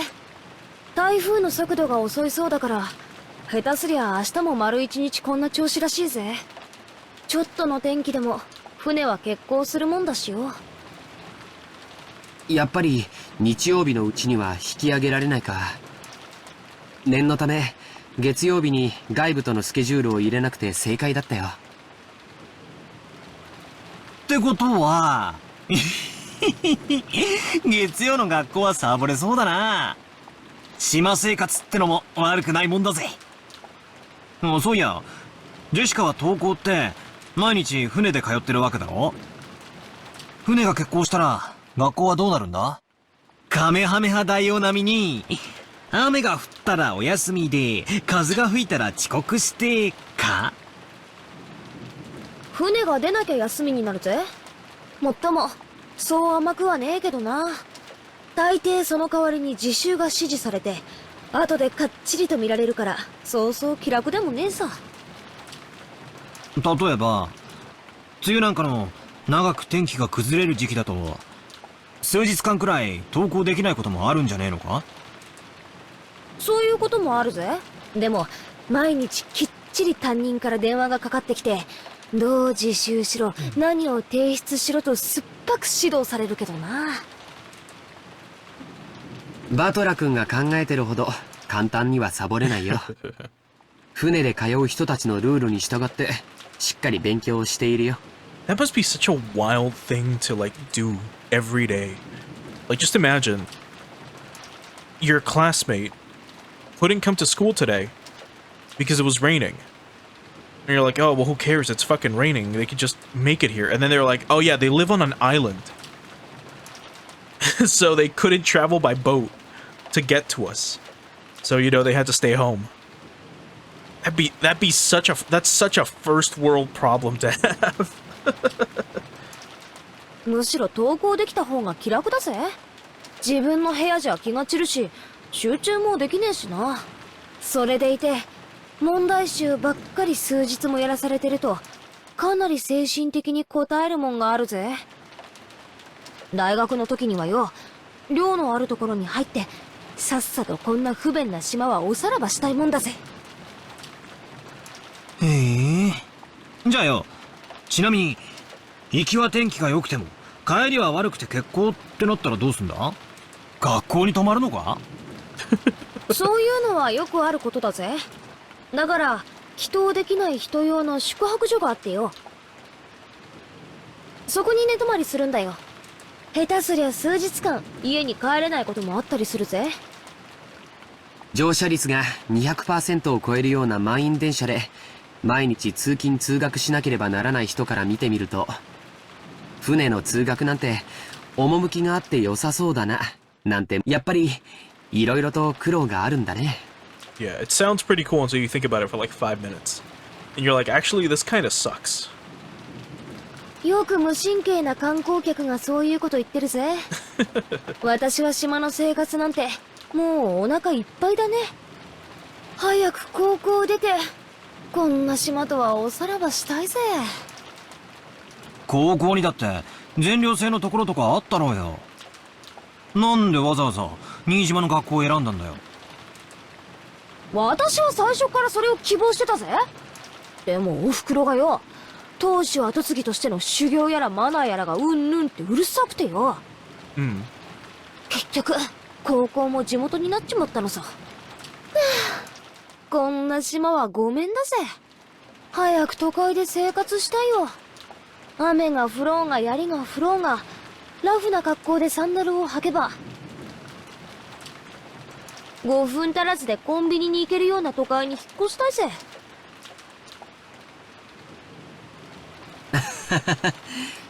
もう少しの辛抱だよ。高校卒業まであとちょっとでしょ。そのちょっとも我慢できねえぜ。Jessica stretched out and reclined on the sofa. Maybe it was a bad time slot, because there weren't any interesting programs on, and we had nothing to do but languidly kill time until we were called for dinner. After that episode, Maria never returned to the cousin's room after all. Aunt Rosa probably took her back to the mansion. It had to be pretty boring for Maria all by herself while the adults had a confusing conversation. We thought we might as well head over to the mansion to see her, but the weather was really was awful. And since there wasn't much time until dinner, we stayed where we were. At that time, we heard the sound of a humble knock. Jessica answered. お食事の準備が整いました。お屋敷へお越しください。It was Kanon's voice. Did he go to all the trouble of coming from the mansion in this rain just to get us? Couldn't he have just called us on a telephone? Well, I guess servants at work don't always get to take the most efficient route. なんとなくお腹が行こうか。George Aniki turned off the television and stood up. 俺はとっくにペコペコ。本家の晩餐は毎回凝ってるしな。それにゴーダさん、子牛のステーキとか言ってなかったっけ？たまらねえぜ。親族会議の日は特に豪華になるしな。私だって楽しみだぜ。行こう行こう。As we left the room, Canon bowed silently and respectfully. じゃあ行こうぜ。外の振りはだいぶひどいだろう。はい。お召し物を濡らさぬよう十分ご注意ください。After seeing the three of us out, Canon peered into the empty room. マリア様はいらっしゃいませんか？一緒じゃないぜ。ローザおばさんと一緒じゃないのかよ。I was gonna say she's still fucking out there. Oh no.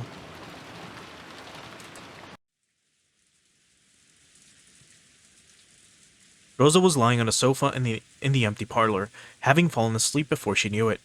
She was bearing a burden that the children couldn't even imagine. That's why she only needed to let her guard down a little before the weariness immediately dragged her into the world of sleep. Realizing this, Genji brought a blanket over to her. When he tried to spread it over her, her eyes snapped open as though she'd been shocked with electricity.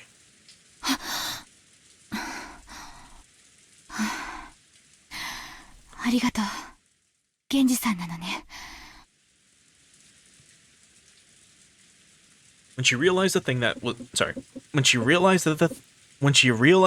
thing, there's so many T's in this. When she realized that the thing that had touched her was just a blanket, and that Genji had been considerately giving it to her, she let out a sigh of relief. 起こしてしまいましたか。失礼いたしました。いえ、いいの。寝るつもりじゃなかったから。今は何時なの？ When he was asked for the time, Genji checked a pocket watch that he took out of his chest pocket. 6時を少し過ぎたところです。Rosa gave her head a little shake when she realized that not much time had actually passed, even though it felt like she'd slept for ages.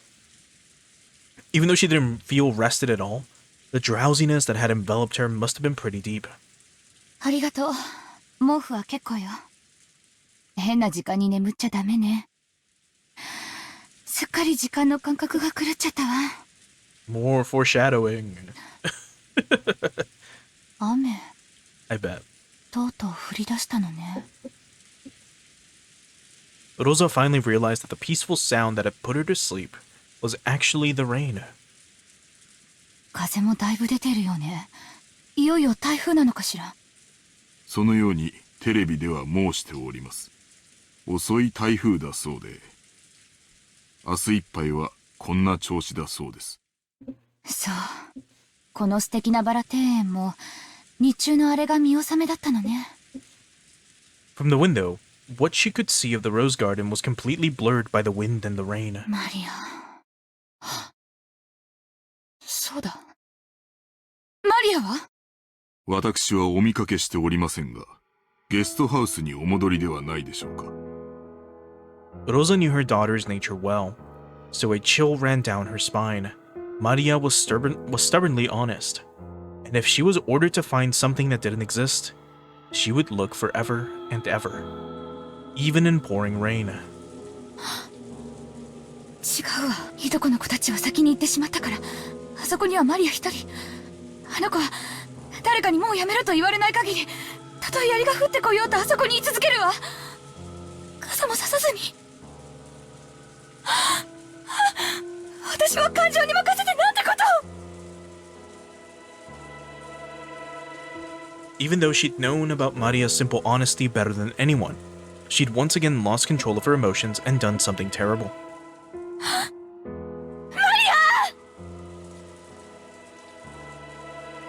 Rosa pushed Genji away and ran down the hall.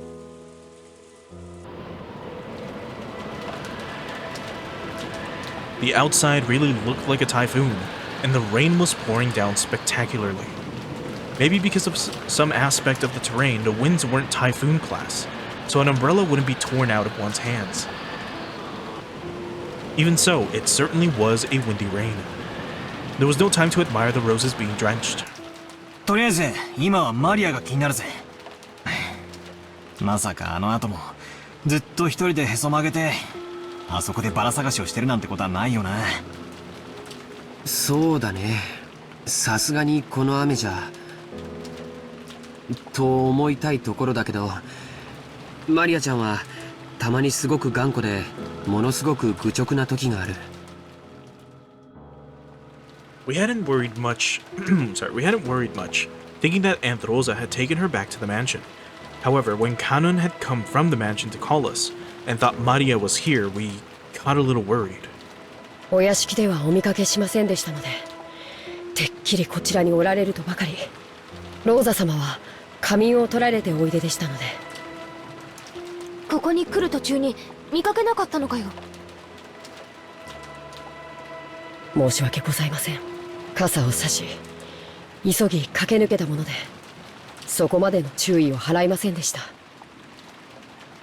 If he had cut through the rose garden, taking the shortest line between the mansion and the guest house, then he would have just barely missed the place where Maria had been looking for her rose. And it was raining this hard too. It certainly would have been possible for Canon to fail to notice her. ここで議論するより直接確かめる方が早いさ。兄貴、ちょいとかけっこと行こうじゃねえかよ。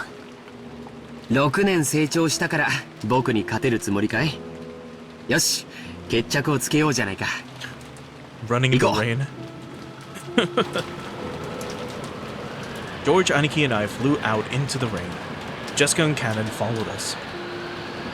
マリアー！いるなら返事をしなさい！マリアー！ローザおばさんだ。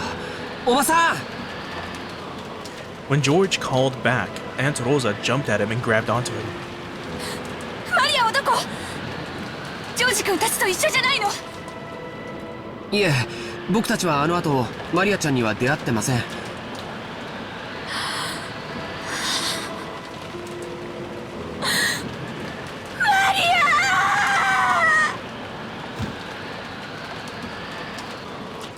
6 years ago, Maria was 3 years old. She was a cute and pure kid who'd just accept whatever anyone said. But 6 years have passed since then. She's 9 now, and experiencing the ups and downs of life should have taught her something. But Maria, are you telling me you're still as innocent and pure as you used to be? Maria! As I circled the rosebed, something white unexpectedly turned to face me. It was a white umbrella. Maria was crouching down, holding a white umbrella and still searching for that rose. Her face, which had turned bright red from her crying her eyes out, was dirtied with water and mud. It was a truly pitiful sight. お前まだ探してたのか。見つからない。マリアのバラ見つからない。Maria had probably been here since the rain started pouring down. Her shoulders were freezing. She looked tired to the bone, but fortunately, since she was holding an umbrella, she wasn't completely soaked. The umbrella probably came from the handbag Maria always carried around. Thank goodness. Seriously, thank goodness. バトラ君、よかった。見つけたんだね。マリア！ごめんなさい。本当にごめんなさい。Aunt Rosa threw her umbrella aside and hugged Maria. That's so dumb. I hate when they do that. ない。マリアのバラがない。後でママも一緒に探してあげるからね。だから今日はお預けにしなさい。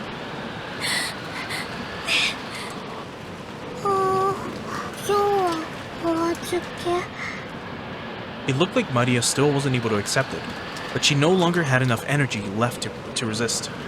Jessica and Cannon caught up with us. すぐにお屋敷でタオルの用意をさせましょう。マリア、ずっとここにいたのか。ごめんね。本当に悪いままで。ごめんね。ローザおばさん、とりあえずお屋敷に行きましょう。このままじゃマリアちゃん風邪をひいちゃう。そうね。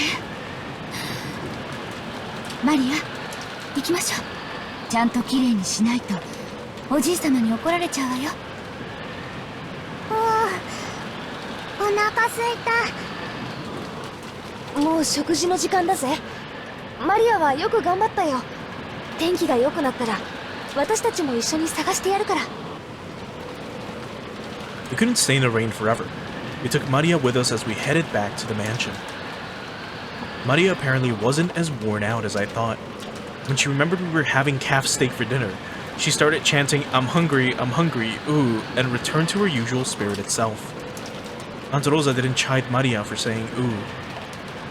そっか、傘を持っていたのか。さすがマリアは物持ちがいいぜ。マリア、傘なんか持ってない。なんだよ。じゃあその手に持ってる白い傘はどうしたんだよ。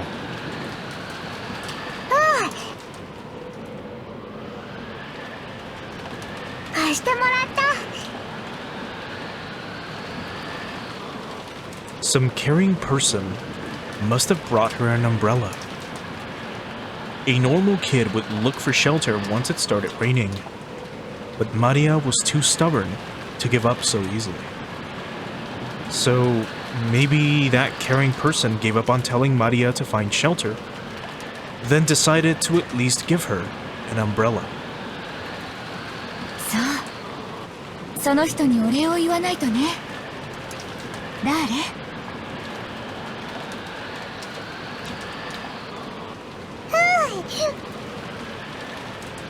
ベアトリーチェ。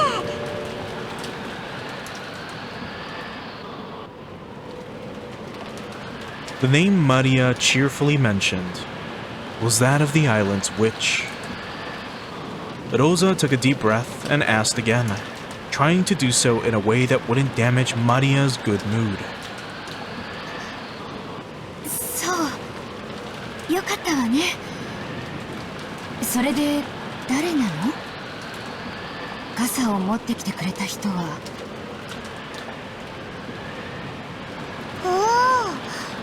ベアトリーチェ。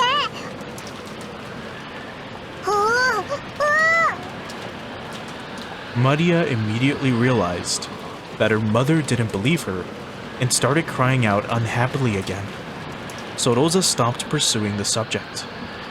It'd probably be faster to ask whoever lent Maria the umbrella during dinner, rather than ask Maria herself.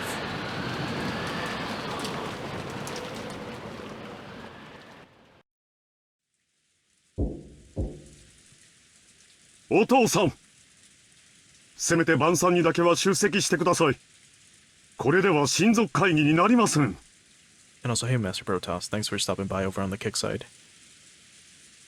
Oh boy. Along with a dull pounding on the door, the sound of Klaus's entreaty could be heard. However, that voice seemed to be resigned to the fact that nothing it said would be heard. 金蔵さん、せめて夕食くらいは出んかね。あんたの顔を見ようと、息子さんたちが集まってきてるんじゃないか。黙れ南條。ビショップが聞かぬか。言って足りぬ。Apparently, Kinzo was completely focused on the final battle of his long-lasting chess match with Nanjo. Kinzo's brow was wrinkled as he continued to glare at the game board through his spectacles. Klaus's voice didn't reach his ears. 金蔵さん、私も腹が減った。下に降りて食事をせんか。ならばお前だけで行くといい。私はもうしばらくこの一手を吟味させてもらうぞ。You look so fucking pissed off, dude. 今夜で決着をつけてやる。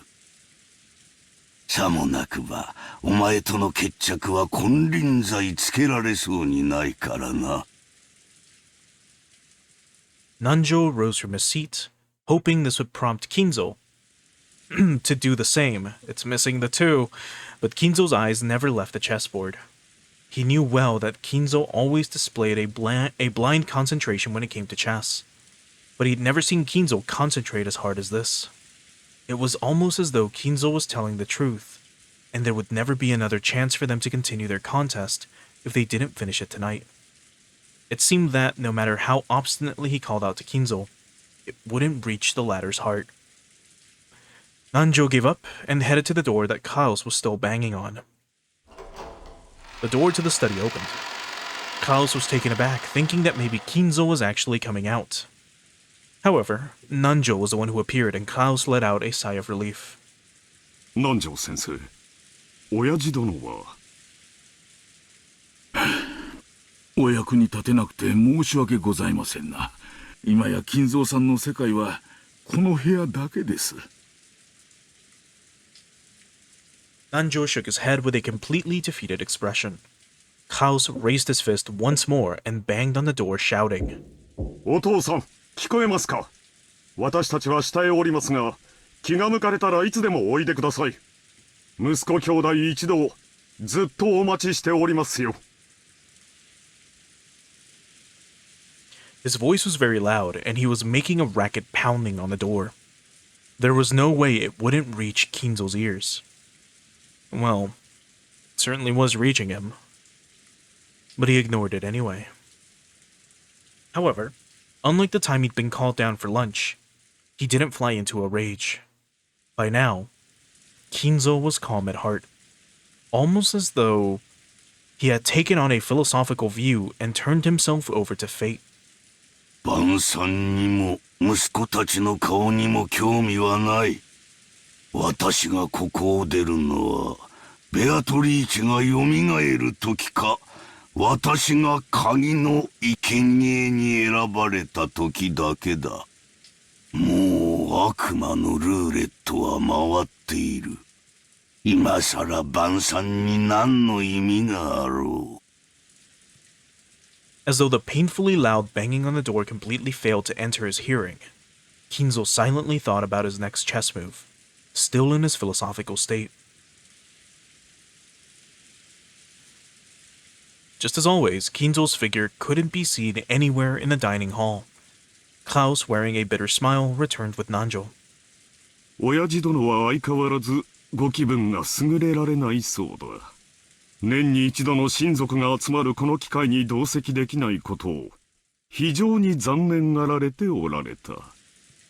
Ava and Rudolph sniggered. Given Kinzo's personality, there was no way he'd show signs of regret. And none of his relatives showed any regret at his absence. ではディナーを始めようじゃないか。ゴーダ、始めたまえ。かしこまりました。それでは、始めさせていただきます。When Golda was told to start the family conference dinner, his biggest time to shine of the whole year, he nodded with a broad grin. マリアに傘を貸してくれた人は誰かしら？ When Rosa timidly cut through the silence of the dining hall, everyone noticed. 傘？何の話？さっきマリアがバラ庭園にいた時に雨が降り出して、誰かに白い傘を借りたみたいなんだけど、お礼が言いたくて。俺たちじゃねえぜ。ローザが出てった後は部屋を移してずっと仲良くおしゃべりをしてたからな。はは、そうやで。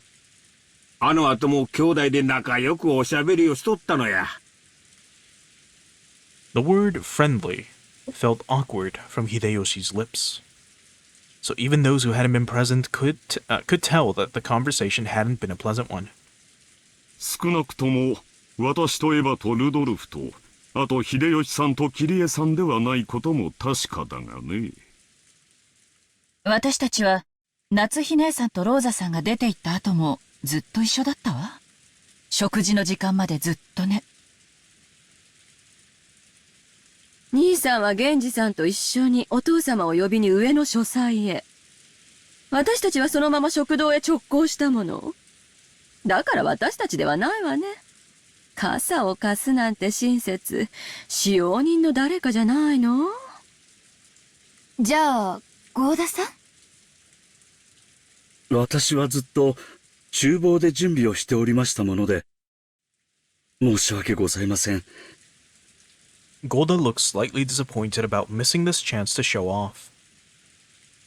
At that time, Shannon and Kumasawa appeared pushing a serving cart with hors d'oeuvres. じゃあ、熊沢さんかシャノンちゃんかしら？はい。何か粗相がございましたでしょうか？ Because Shannon had come in part way, she shrank back, mistakenly thinking that the others were searching for the one responsible for some error. 違うよ。マリアちゃんがバラ庭園に一人でいた時に雨が降ってきてね。誰かが傘を貸してくれたんだよ。ローザおばさんがその人にお礼を言いたいって言うのさ。ベアトリーチェ。Maria, her mouth a thin line, said the witch's name in a small voice. Aunt Rosa explained the situation one more time. As she did, Kumasawa cackled. 私たちでもございませんよ。Shannon and I were preparing the rooms together, so we did not go outside. はい。気が利かなくてすみません。部屋の準備とは何のことかね。この雨ですから、客人の皆さんがゲストハウスにお帰りになられるのも大変かと思って。Oh no.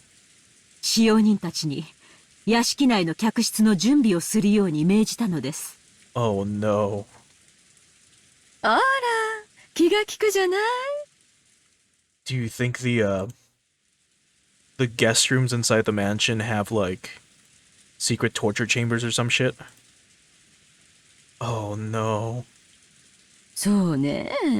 この雨の中、表に追い出すのは失礼だものね。もう予算か。はい。奥様からそのようにご指示を受けまして、私と熊沢さんとカノン君の3人で準備をしておりました。そして、ご夕食の時間になり、源氏様からゲストハウスのお子様方をお呼びするようご指示をいただいたため。ええ。ですから、カノンさんがゲストハウスに行かれるときに、マリアさんを見つけて傘をお渡ししたのではありませんか？ほー、違う。 The person who had actually received the umbrella denied it. Rosa was troubled. All she wanted to do was give a word of thanks to the person who had lent the umbrella, but she couldn't find them. As she thought asking like this with everyone gathered for dinner would work immediately. じゃあ夏日姉さん。ごめんなさい。私は皆さんとの仲良くの語らいの後、頭痛がひどかったので、自分ですから表へは出ていません。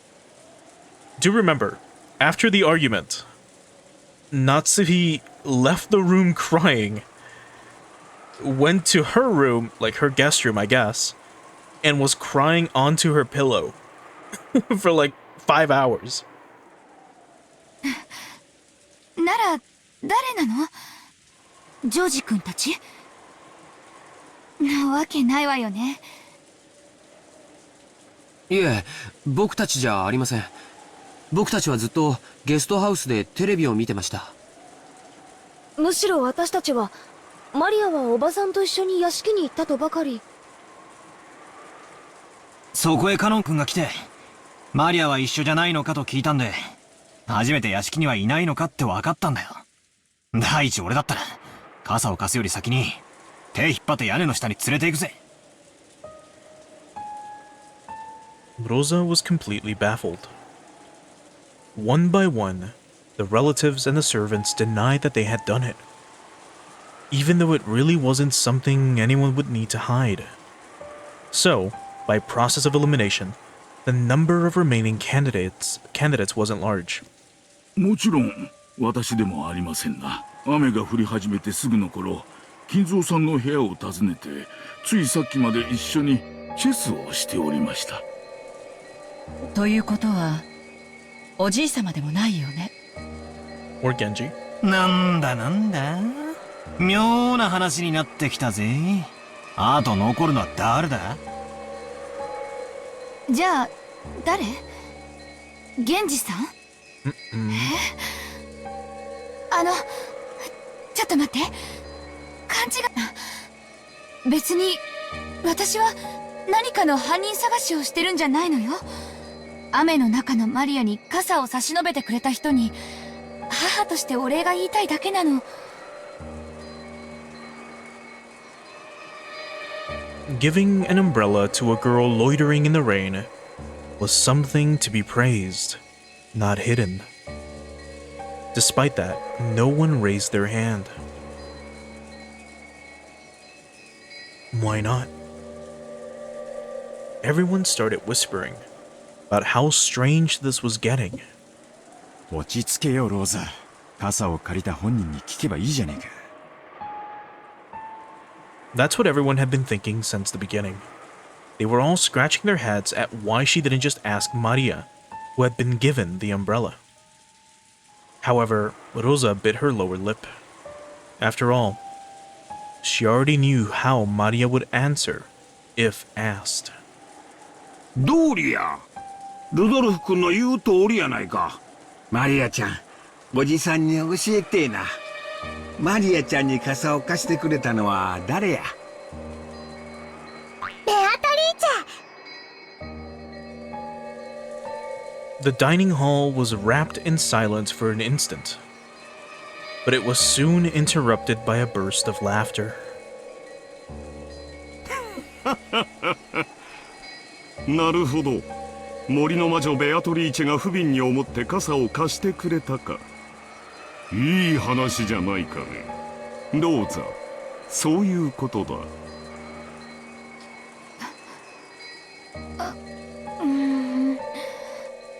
Rosa couldn't believe it. Even though she just wanted to say thanks for the umbrella, why did everything have to be so clouded in smoke? クラウスおじさんの言う通り、ベアトリーチェが貸してくれたの。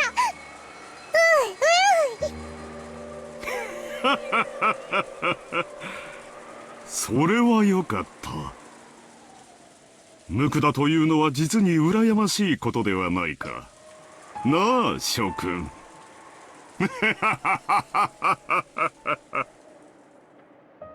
Kaos was laughing with a face that was clearly mocking. But Maria was overjoyed, apparently convinced that her claim was being believed. 一体どうなってんの？まさか本当に魔女が現れて傘を貸したってのかよ。Jessica asked me in a small voice that wouldn't carry over to Maria, who was sitting across from me. マリアって冗談が言えるタイプだっけ？ If we'd heard that kind of story pop out of my old bastard's mouth, we would have just taken it as another joke. However, it was hard to explain it away like it was hard to explain it away like that when Maria said it. This was getting pretty unnerving. いや、昔から愚直なぐらい正直で真面目だよ。Her face is really funny. She looks so upset. 普通なら聞いただけで嘘とわかるような冗談すら鵜呑みにするタイプだぜ。マリアから冗談を言い出すなんて聞いたこともない。Aunt Rosa probably knew that better than anyone. It appeared that because of this weird situation, she had no idea what was going on anymore. じゃあ、マリアがベアトリーチェに傘を借りたと言ったなら、それは間違いなくベアトリーチェなのか。マリアに関してだけは何かの比喩とか冗談とかそういうことは考えられねえぜ。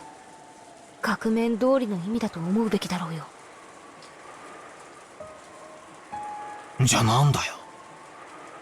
源氏さんあたりがあの肖像画のごついドレスを着てマリアに傘を持って行ってやったっていうのか？そんなことは知らねえぜ。私が聞きたいくらいさ。Jessica shrugged jokingly, but her expression didn't completely match her attitude.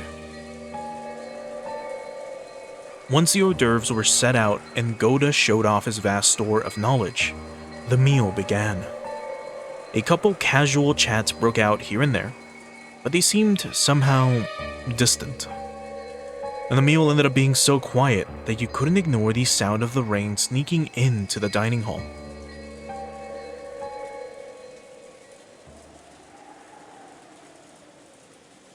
Kumasawa and Shannon, pushing the serving cart, ran into Genji and Cannon on their way to the kitchen. ケンジさんですか？マリア様に傘を貸されたのは。傘？何のことだ？はい。雨が降り出した時に、マリア様は一人でバラ庭園におられたそうで、そこで、どなたかに傘をお借りになったそうなのですが、それがどなたかわからないのです。僕じゃないよ。マリア様は、ゲストハウスにいると思ってたくらいだからね。バトラ様が最初に見つけられた時には、もう白い傘をお持ちだった。申し訳ないが、それは私でもない。じゃあ、まさか、親方様。Both in the dining hall and right here, everyone had stated that they hadn't done it. That left only Kinzo, but... 何かのご用で廊下を歩かれているとき、偶然バラ庭園に傘もささないマリア様が見えたとか。親方様はマリア様のことをあまりお好きではない。 Right, I was about to say, he's not really fond of anyone in his family. And also, Muffin Mancer, thanks so much for the raid, I really appreciate it. We're about to wrap up shortly, actually, so sorry about that. But anyway, let's keep going. 同感だね。親方様がマリア様のために直々に開花までお越しになって傘をお持ちくださるとは考えられないよ。あら、困りましたわね。では、マリア様に傘をお貸しになられたのは本当に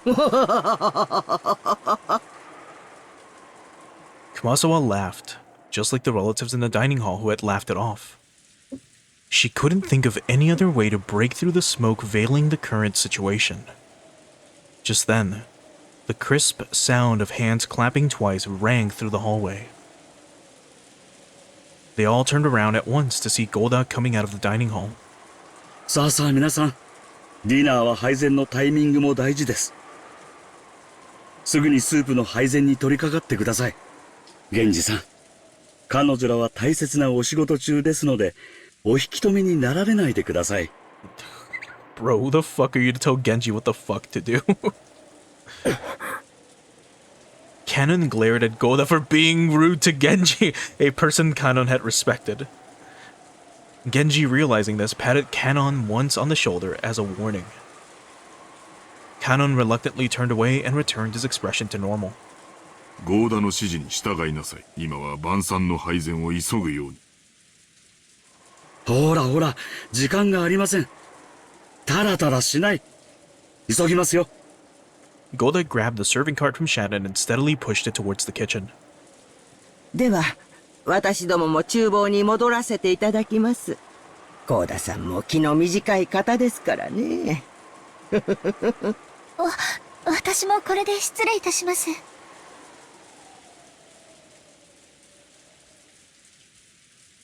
Kamazawa and Shannon left. Only Genji and Kanon remained.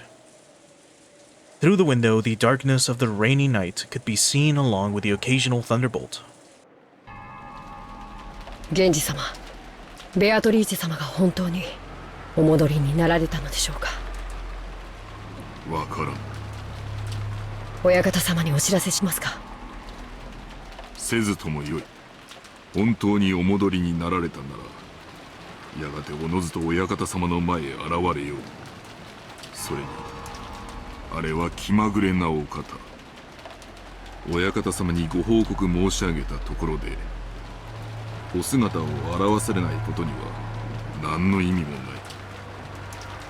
親方様の儀式はすでに始まっているということでしょうか。Yeah, the ritual's already here. おそらく。だがそれは我ら家具には何の関わりもないこと。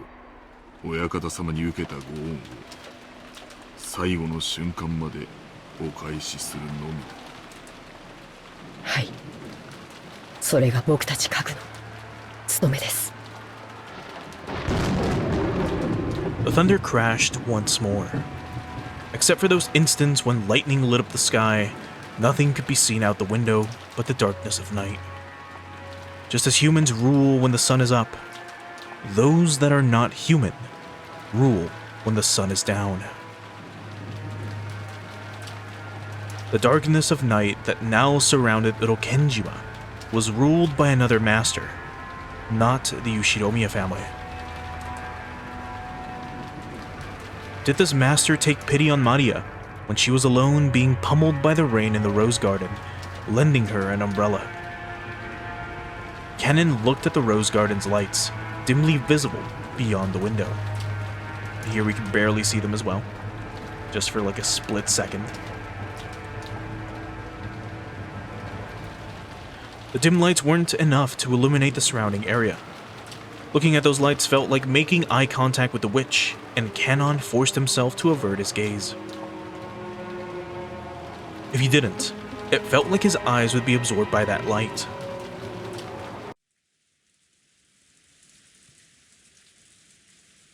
Can the weather change how people act?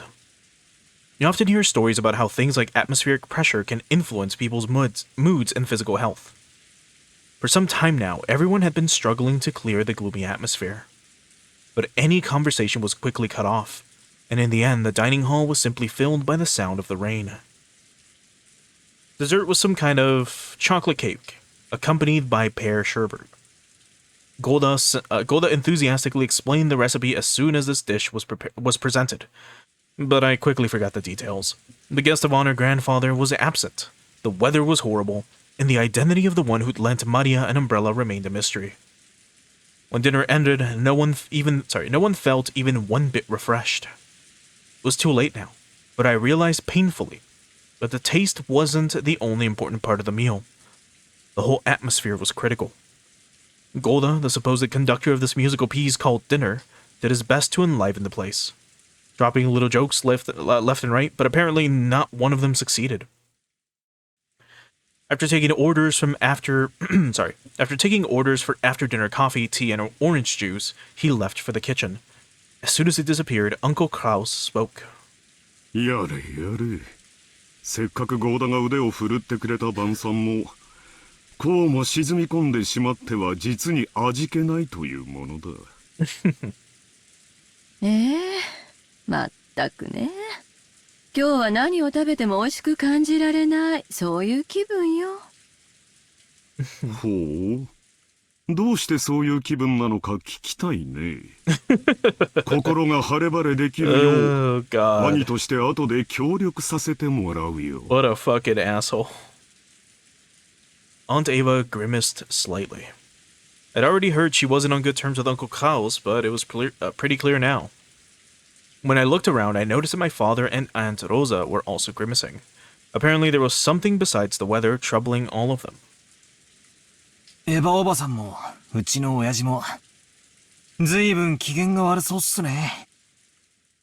そう？私はそうは思いませんよ。I asked Aunt Nazi, who was sitting on my right, but she seemed to be in a bad mood as well. She snapped back as if to say she was absolutely not interested. まあ、ちょいと大人な話で込み入ってな。バトラ君たち子供は気にせんでええ話や。はははは。なあ、夏日さん、キリエさん。Uncle Hideyoshi laughed as he spoke, but without his usual brightness. So I could vaguely imagine just how complicated their adult conversation had become. On top of that, even Aunt Natsuhi and Kirie, the people he had directed his comment to, ignored him, as though they hadn't heard anything. I don't know what kind of conversation they'd be having while his kids were away, but it reminded me of how Dad said he had stomach cramps when we arrived at the mansion. The family conference might have been a playful reunion to us kids, but it was definitely different for the adults. After Uncle Hideyoshi's comment was ignored by the other adults, and the awkward silence fell over the room, Kirie spoke up. 子供たちの進路はどうなるのかしらとか、そういう話よ。バトラ君は将来はどうするの？ぼんやりと大学進学？そんなのじゃ長い人生レースのスタートラインとしては心細いわよ。あいたたたたたた。キリエさん、飯の最中にそんな話されちまったら、消化不良で便秘になっちまうぜ。そうやそうや。バトラ君やジェシカちゃんの進路の話をしとったんや。将来のことは真剣に考えんとあかんで。